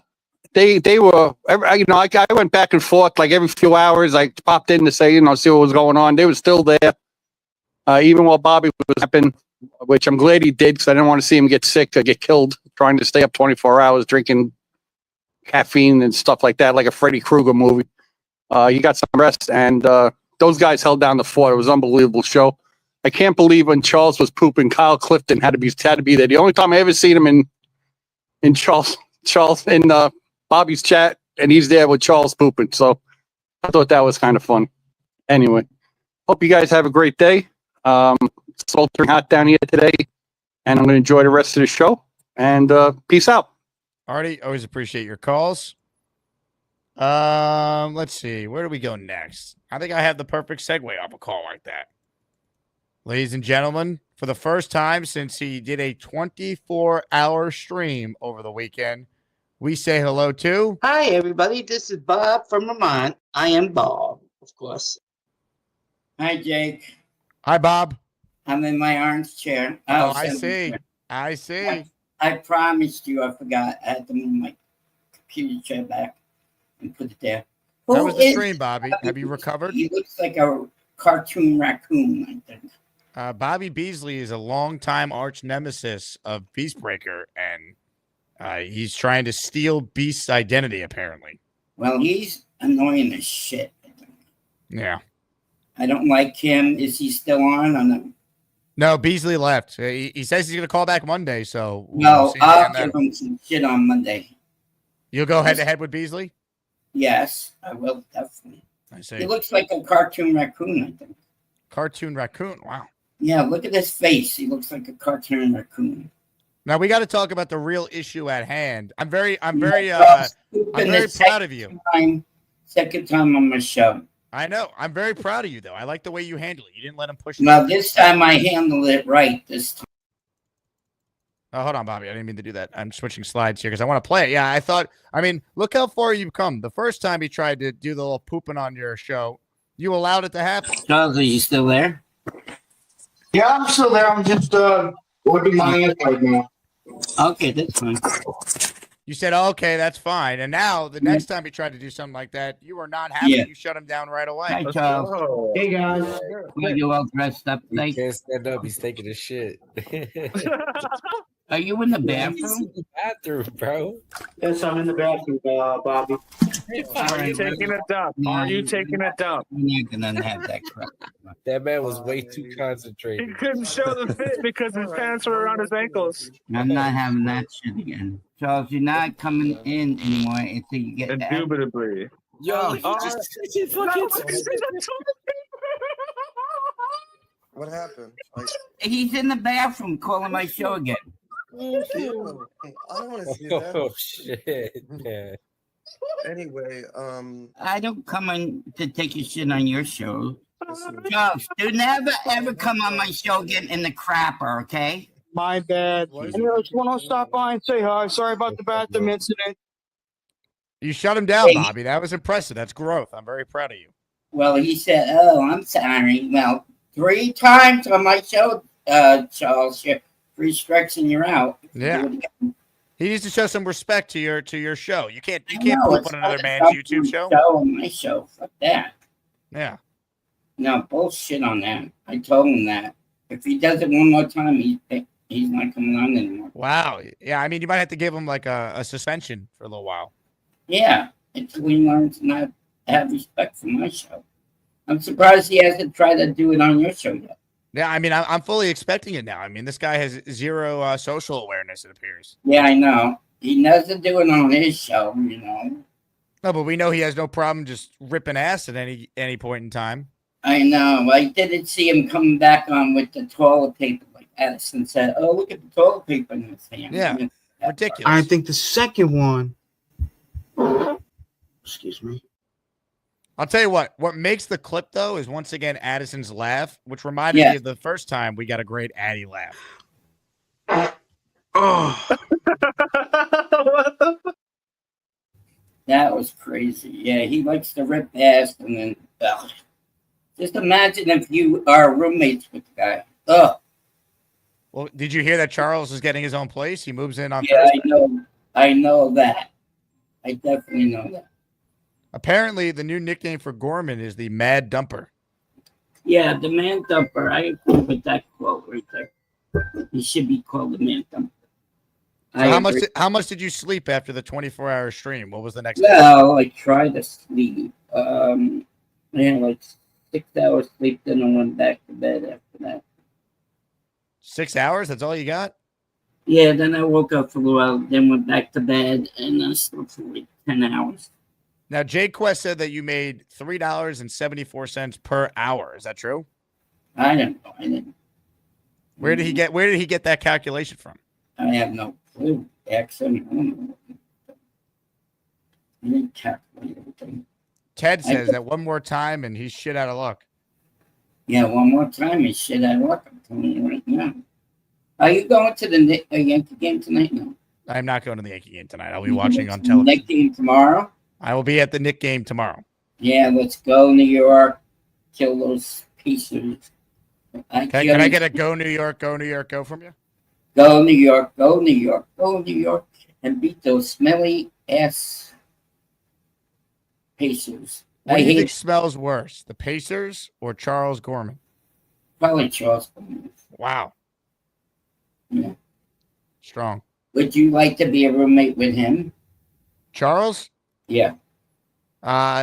He would not crack my top 1 million. No, not mine either. Really? What? 2 times on my show. 3 times. Charles, remember, 3 times you're out. Mike says Bobby looks like a head sticking out of a full orange garbage bag. Well, I'm sitting on a chair and I'm short to begin with, so I probably mistake I was sitting in this. How old is that shirt, Bob? I feel like we got to get you some fresh T-shirts that don't look like they're about to rip. No, these are not gonna rip. These are big. This is getting big on me too. It used to be tight on me. How's the diet? Very good. I'm back to walking, and then I'm back to eating my, turkey, beef, and chicken with with butter and a little bit. Oscar wants to know what the reaction to the Charles situation was from your brother. I just told you I would not let him back on after 3. If he does it 3 times, he's out. No, but what was like? How did Mikey feel about the incident? What was his I take? couldn't stand that. He was disgusting. So. Yeah. Yeah, I agree with that. Tomorrow I got to get my eye checked out tomorrow with my doctor. They have to cut the eyelashes out tomorrow. They have to cut your eyelashes out? Yeah, they have to what do you call it? What's that? Tweeze them out because they grow inside my eye. So I see. And that's why my eye is so red. You see it red? Oh yeah. Everybody thinks that it's pink eye. It's not pink eye. It's called laziness. Except that like David T has, I think. He has the same thing I get. Are you and David T good? You guys don't have any beef currently, right? Oh, no, I like David T. He's awesome. I apologize to him for the Santa Claus. That was 3 months of my period. Yeah, it was during the holiday season. Yeah, well, I hate that they're here. Stuff. So I we're guess speculating that you actually do have pink eye, though. No, not pink eye. No, it's not pink eye. I just told you, Lazy. Maybe you got too close to Charles Gorman. Oh, no. It would not be that. One of his Gorman blasts. No, it's every 6 months I get it. So it's May now. So this is the time to get fixed, and then in November. The Bad So you- Fellow with a super chat. The flatulator has evolved into the Mad Dumper. My job isn't done after all. Crime never sleeps. The criminality stinks more than ever. Right, that's true. I have to agree with that statement.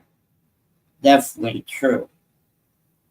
Matthew says, we always thought Bobby was a smart fellow, but instead he's a fart smeller. What was the last part of that? That you smell farts? I don't smell farts, you idiot.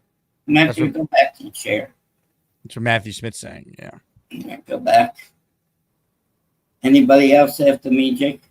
There's a couple of people on hold, but we haven't heard from you since your big stream, so I wanted to give you the floor. I know, I didn't know how much you mean. I just have fun.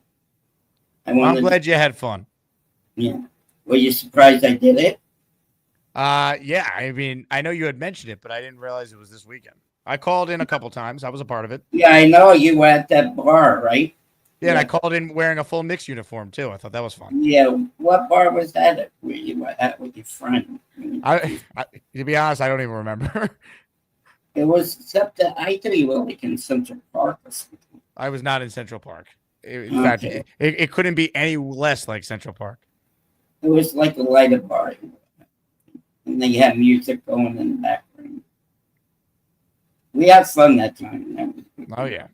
But I only had I only had an hour, 3 hours nap from the whole thing. I was getting tired at the end, definitely. What are you talking about? At the end, I had 3 hours nap. Okay, you had a 3-hour nap, yeah. Already said I slept most of the time. I didn't sleep most of the time. I only slept 3 hours. Addison did the most. I did the second most. And Jets Johnny did the third most. Even being sick, he was definitely sick. Well, congratulations on doing it, Bob, Yeah. and we'll see you on the next Bobby Midnight Show. Yeah, we'll see you after your show. Ladies and gentlemen, oh, look at Bobby's cat. That's Nala, yeah. Yeah, there it is. Well, everybody calls her a raccoon. Don't forget that. There it is. You get the fuck out. All right, couple more calls here. The Lup Man's on the line. What's up, Luppy? Hey, how you doing? I was hoping you put me on with Bobby too. I was on that folded live stream. Hey, there he is. How you doing, Bobby? Haven't seen you. Jake, maybe it was a couple of Bud Lights, but I thought you called from the bathroom on that. Didn't you with all your Knicks gear on? Yeah, I impersonated Gorman. Charles, right? Yeah. But I sat on my toilet bowl as a joke.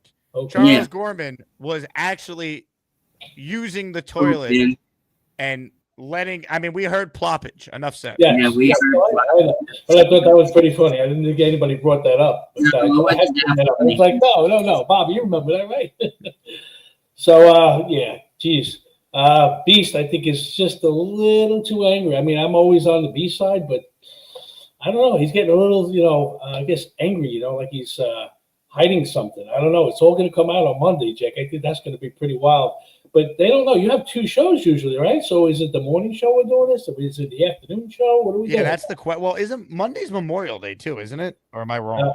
Yes, it is. It is. Right. So I'm probably only doing, if I do a show, which I might be on ESPN New York. I don't have my schedule yet, but if I don't have radio, I'll probably do a show in the morning. So that would be the opportunity for Beasley to call in potentially. I got to work, man. That stinks. I got to see if I can get on from work.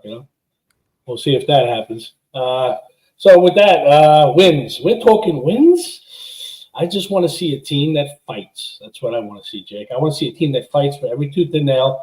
I want to see a culture change, like they're talking about a culture change instead of just, everybody says what they're going to do. I want to see if he's going to actually put his money where his mouth is.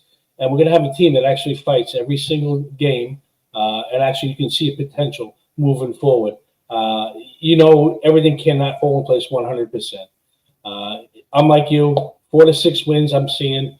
I hope he surprises us with the wins. I do want to just see wins. But I think there's a lot of puzzle pieces that have to come into place for us to start winning. There's too many variables going on. I want to see fight from this team. I want to see, I guess, an NFL team, coached well, playing hard in the right position. And if our talent doesn't get us there, then hey, then we know what we need to do is we need to draft better and get some people from free agent. But that's what I'm looking for. I'm looking for something like that. And if the wins come along, they will, if they're going to play that way, Jake. So Well, I mean, if they're really well coached, Luppy, they could win more than 4 to 6 games. That's kind of what I'm looking at. Because they might be limited with their ceiling. Because I don't know if Fields is ever going to be a franchise quarterback, but hopefully he could prove us wrong there. But even if he's just okay, like he was 4-2 last year with the Steelers, like Tomlin's a really good coach. They find a way every year. Can Glenn show us some of that in year 1? I'm seeing maybe 2 wins before the bye. I hope I'm wrong. Like I said, I just want to see some fight. And then I think it stinks that we're going to see New England later in the season. It gives them a chance to establish themselves as they go along. I would like to see them a little earlier. But you know what? You got to play the games and you got to win the games. And like I said, I want to see them. I want to see the fight. I don't want to see the last coaching. I want to see that the coaching is good. That's what I want to see. I just can't stand after watching 4 years of horrible coaching. It's frustrating. Yeah. No, I mean, we're really going to see what coaching is supposed to look like. This team is like so much better than what they were last year. Because roster wise, you could argue they're either worse or slightly worse. I don't know if you could definitively say it's a better roster, right? But their biggest improvement has to be the coaching staff, and that's what we see. It seems like they're sticking to who they're bringing in too. They're not going off and like you said, getting out your door or any of the other people. They're really getting to it. He has like I guess a vision you can see when he talks about who he wants to fit in to make the team work as a team. And that's really what I want to see, the team. That's what I want to see, a Jet team. Everybody playing each other, complimenting each other, because it is a team sport. And we've seen that happen a long time, with other teams. I just hope, it's our turn. And it looks a little different. We're going to see something different out of this offense. And I definitely hope they bring back like that blitz-style defense. Instead of waiting back on our heels, you can see it with the cornerbacks that we got and who we drafted. If it comes into place, it's just that run game. And we're all worried about that. If we can stop the run game, we're going to have a real tough day. Yeah, Luppy, great call, man. I always love when you call in. Appreciate you. All right, thanks, Jake. I love it. The Lupp man checking in. And look, to Luppy's point as well, as far as like the blitzing, if they could force more turnovers as a defense, that's going to be huge. Remember how long it took for the Jets to get an interception last year outside of Brandon Eccles, right? I think Eccles had like 2 picks, and then it wasn't until Sauce had the interception against Mac Jones to end the Jaguars game, like in December. They got like their first interception from a non-Brandon Eccles Jet. Can they be more opportunistic on defense? Maybe they give up more yards. Fine. I don't care about being good in total defense. Get stops. Force turnovers. For the love of God, get a fumble.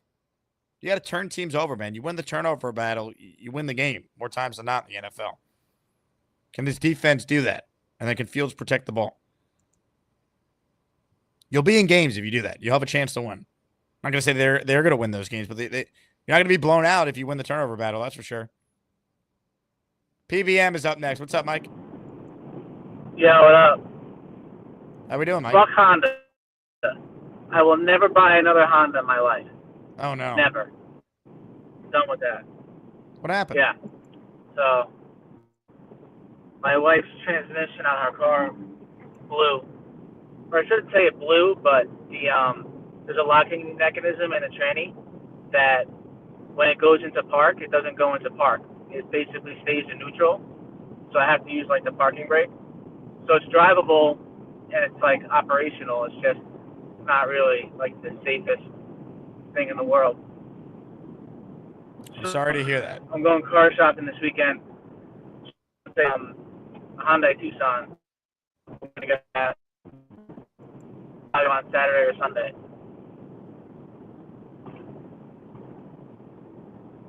Did I lose you? Did you hear me?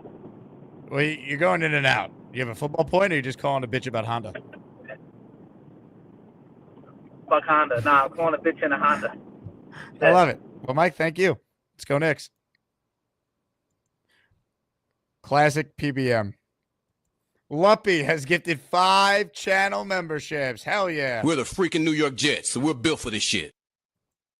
These are from the Lup Man. We've had 2 people now gift on the show today. Luppy, thank you. We've added 10 new members so far. John LG, Adam is too cool, ADA3, Bill Fond, and Johnny Boy. Bunch of OGs in that crop right there. Tremendous. Brandon L with a great observation. Charles is either farting, eating, or taking a dump when live. It's true. Also, Beasley interrupted the question I threw out earlier. What are some purchases under $300 that will instantly change your life? I threw out there the bidet. Rapid fire, right in the chat what your answer is. I'll read some of the best ones. Because the Beasley call kind of took away from this. Let's get the opinion of one Beast Breaker on this. Beast, what are some purchases under $300 that will instantly change your life? Well, it depends on what you want to spend your money on wisely. You could do small purchases like of $60, like by five different numbers. Like say for example, you're gonna spend $60 on something that you want. Do it that way. Then you can do another 60, then another 60, then another, then another. You can do it in 5 different ways. All you do is break it down. It's like making a payment. It's like doing it every month on the freaking the apps. You know how we got on these phones nowadays. But right now, my stomach is upset right now after today. My stomach is very, very upset right now. I don't want to speak right now. Like you got to poop? No, it's upset. Beast, is that you? No, I didn't. No. I am. Jeez, dude, you weren't kidding about your stomach. I'm doing the Eric Bischoff treatment. That wasn't you? No. You know what this means?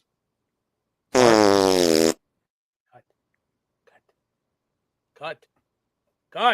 Hey, I'll be right back. You take over. Why do I have a headache?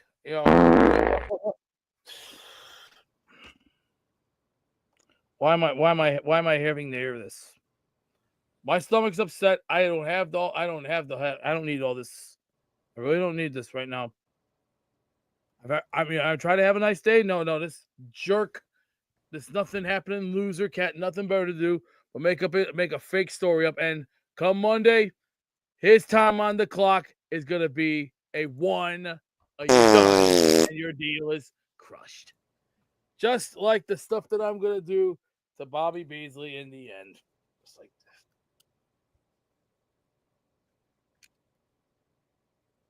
See that? That's how you do garbage. You throw it in the trash. I'm gonna lay down here. I'm gonna try and rest and just enjoy the life and just enjoy the time. I don't need this crap. Thank you. You know what? I don't want to talk right now. I don't need to talk.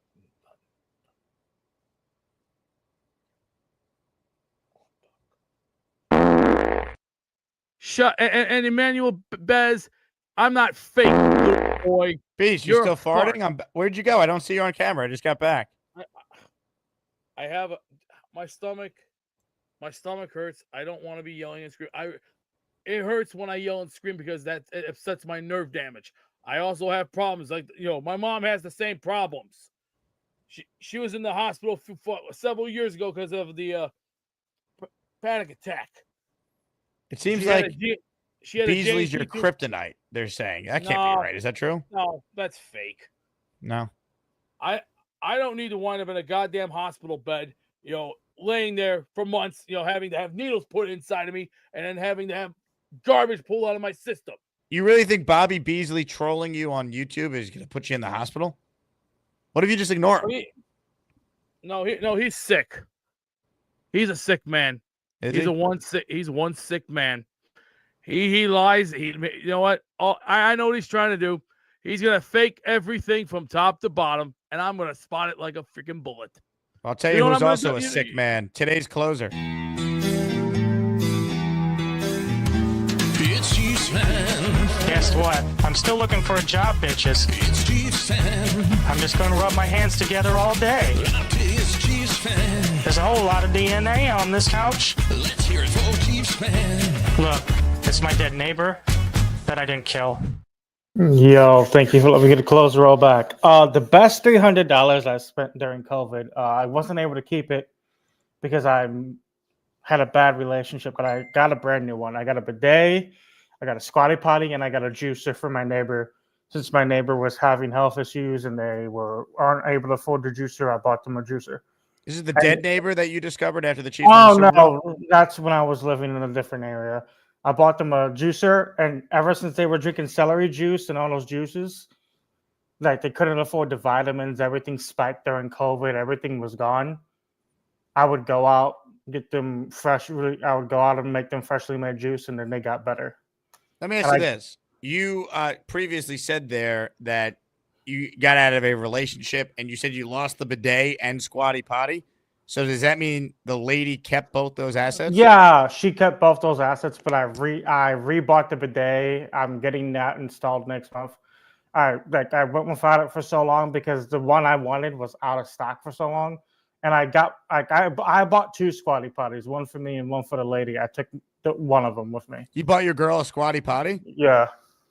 That sounds like something Gary would do. Like someone with IBS and someone who eats a lot of ground beef and pork. It helps for people with IBS.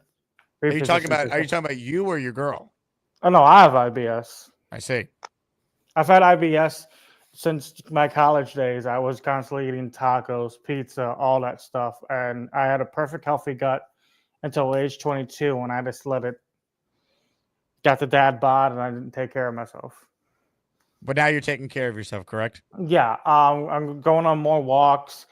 I borrow my friend's juicer every once in a while, and I know it's not the best thing in the world, but drinking fresh celery juice, if you're not feeling that well, it'll detox you, and you'll also be in the toilet like you eat Indian food. Like sounds excellent. Yeah, that's what like when I had real bad constipation in my 20s, I would do celery juice. How old are you?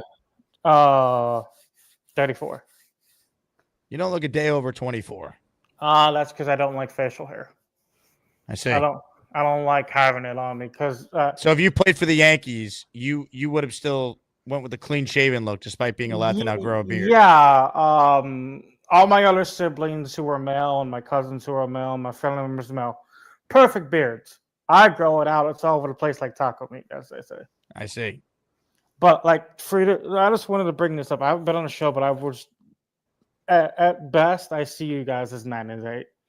At the worst, I see you guys as a 7-1 team.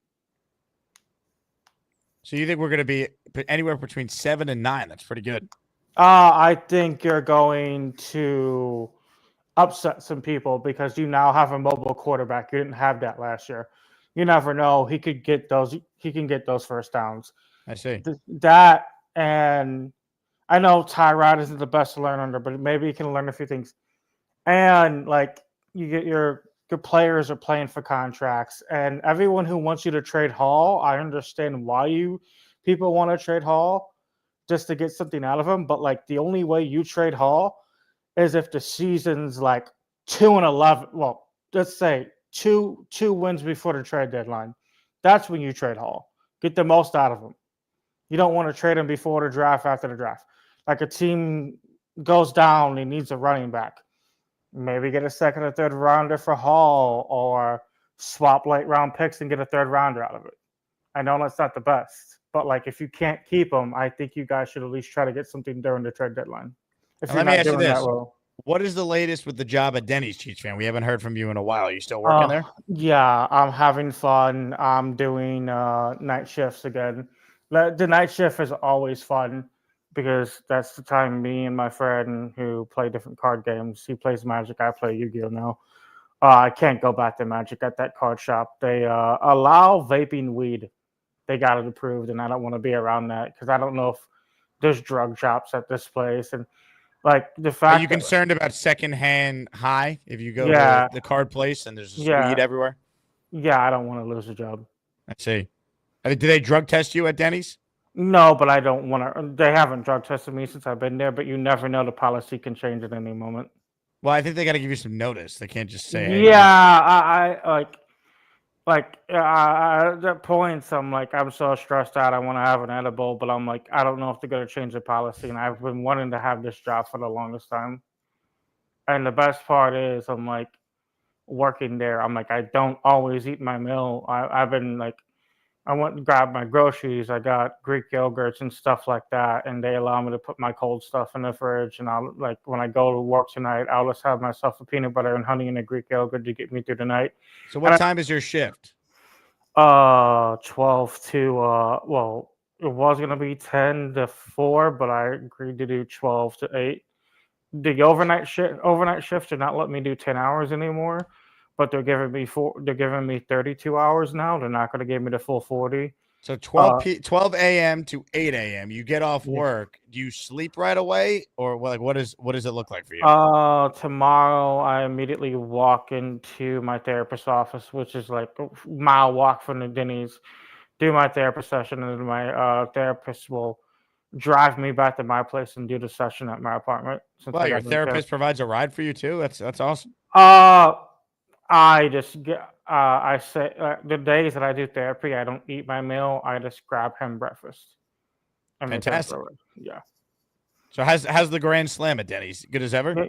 Good. And if you get the Grand Slam, people, I know you don't want to spend that much, but I've heard people like not liking the way the Grand Slams are, like because they don't like the way the prices are. At this point, if you get the Grand Slam, get 4 slices of bacon, 2 more extra slices of sausage, because like the way this is in this economy, I'm like it's not that bad.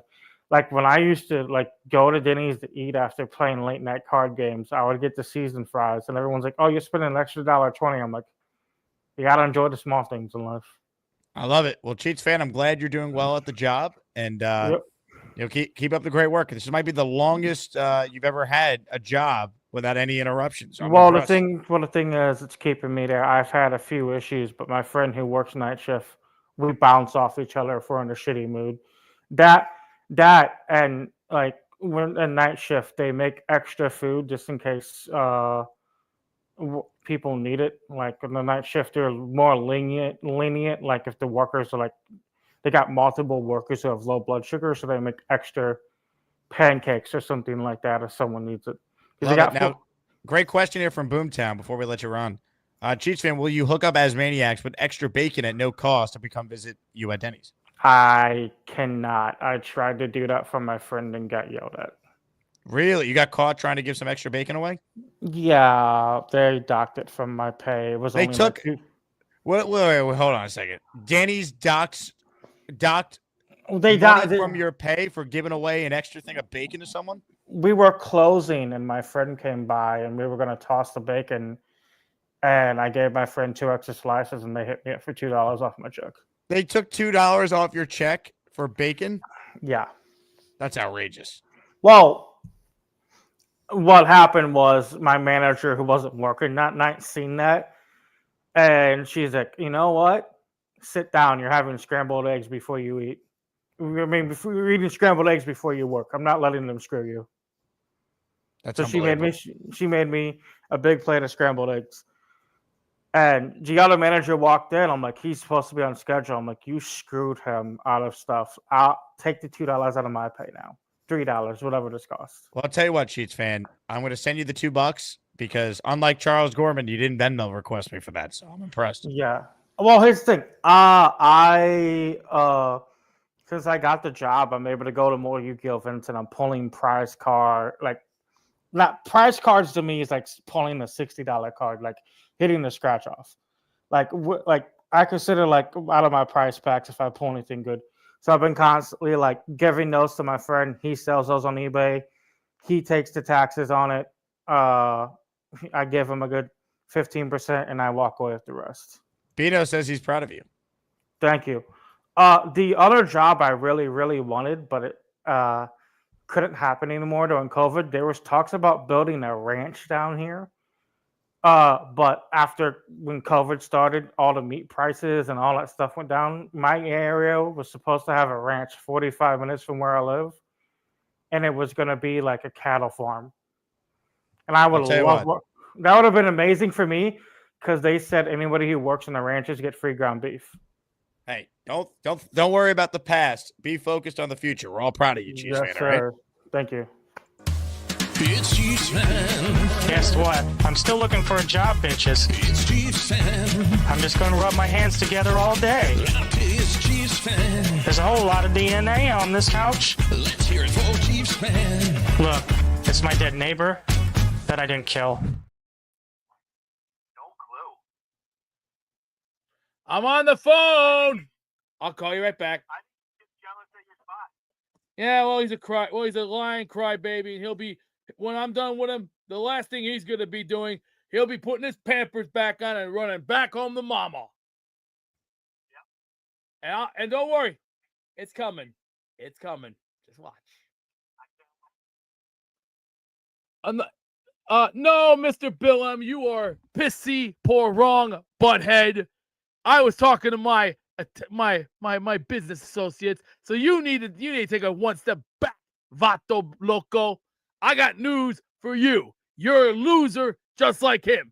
F for failure.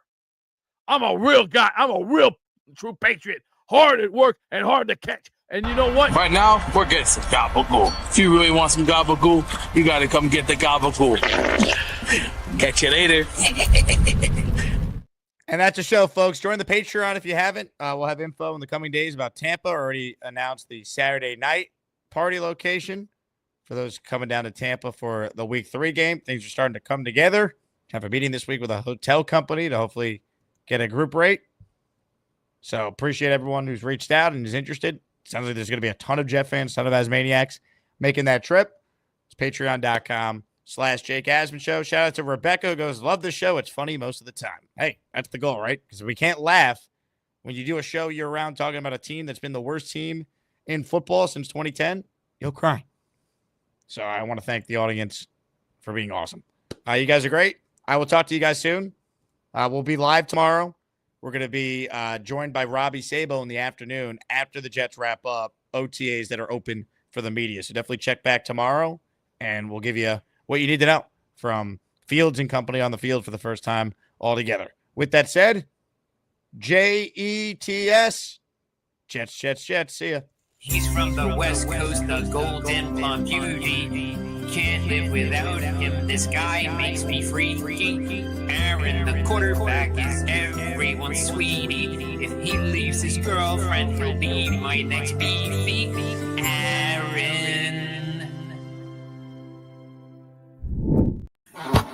Oh, my bad. Oh. What the fuck? We now go live to our political expert, Vincent.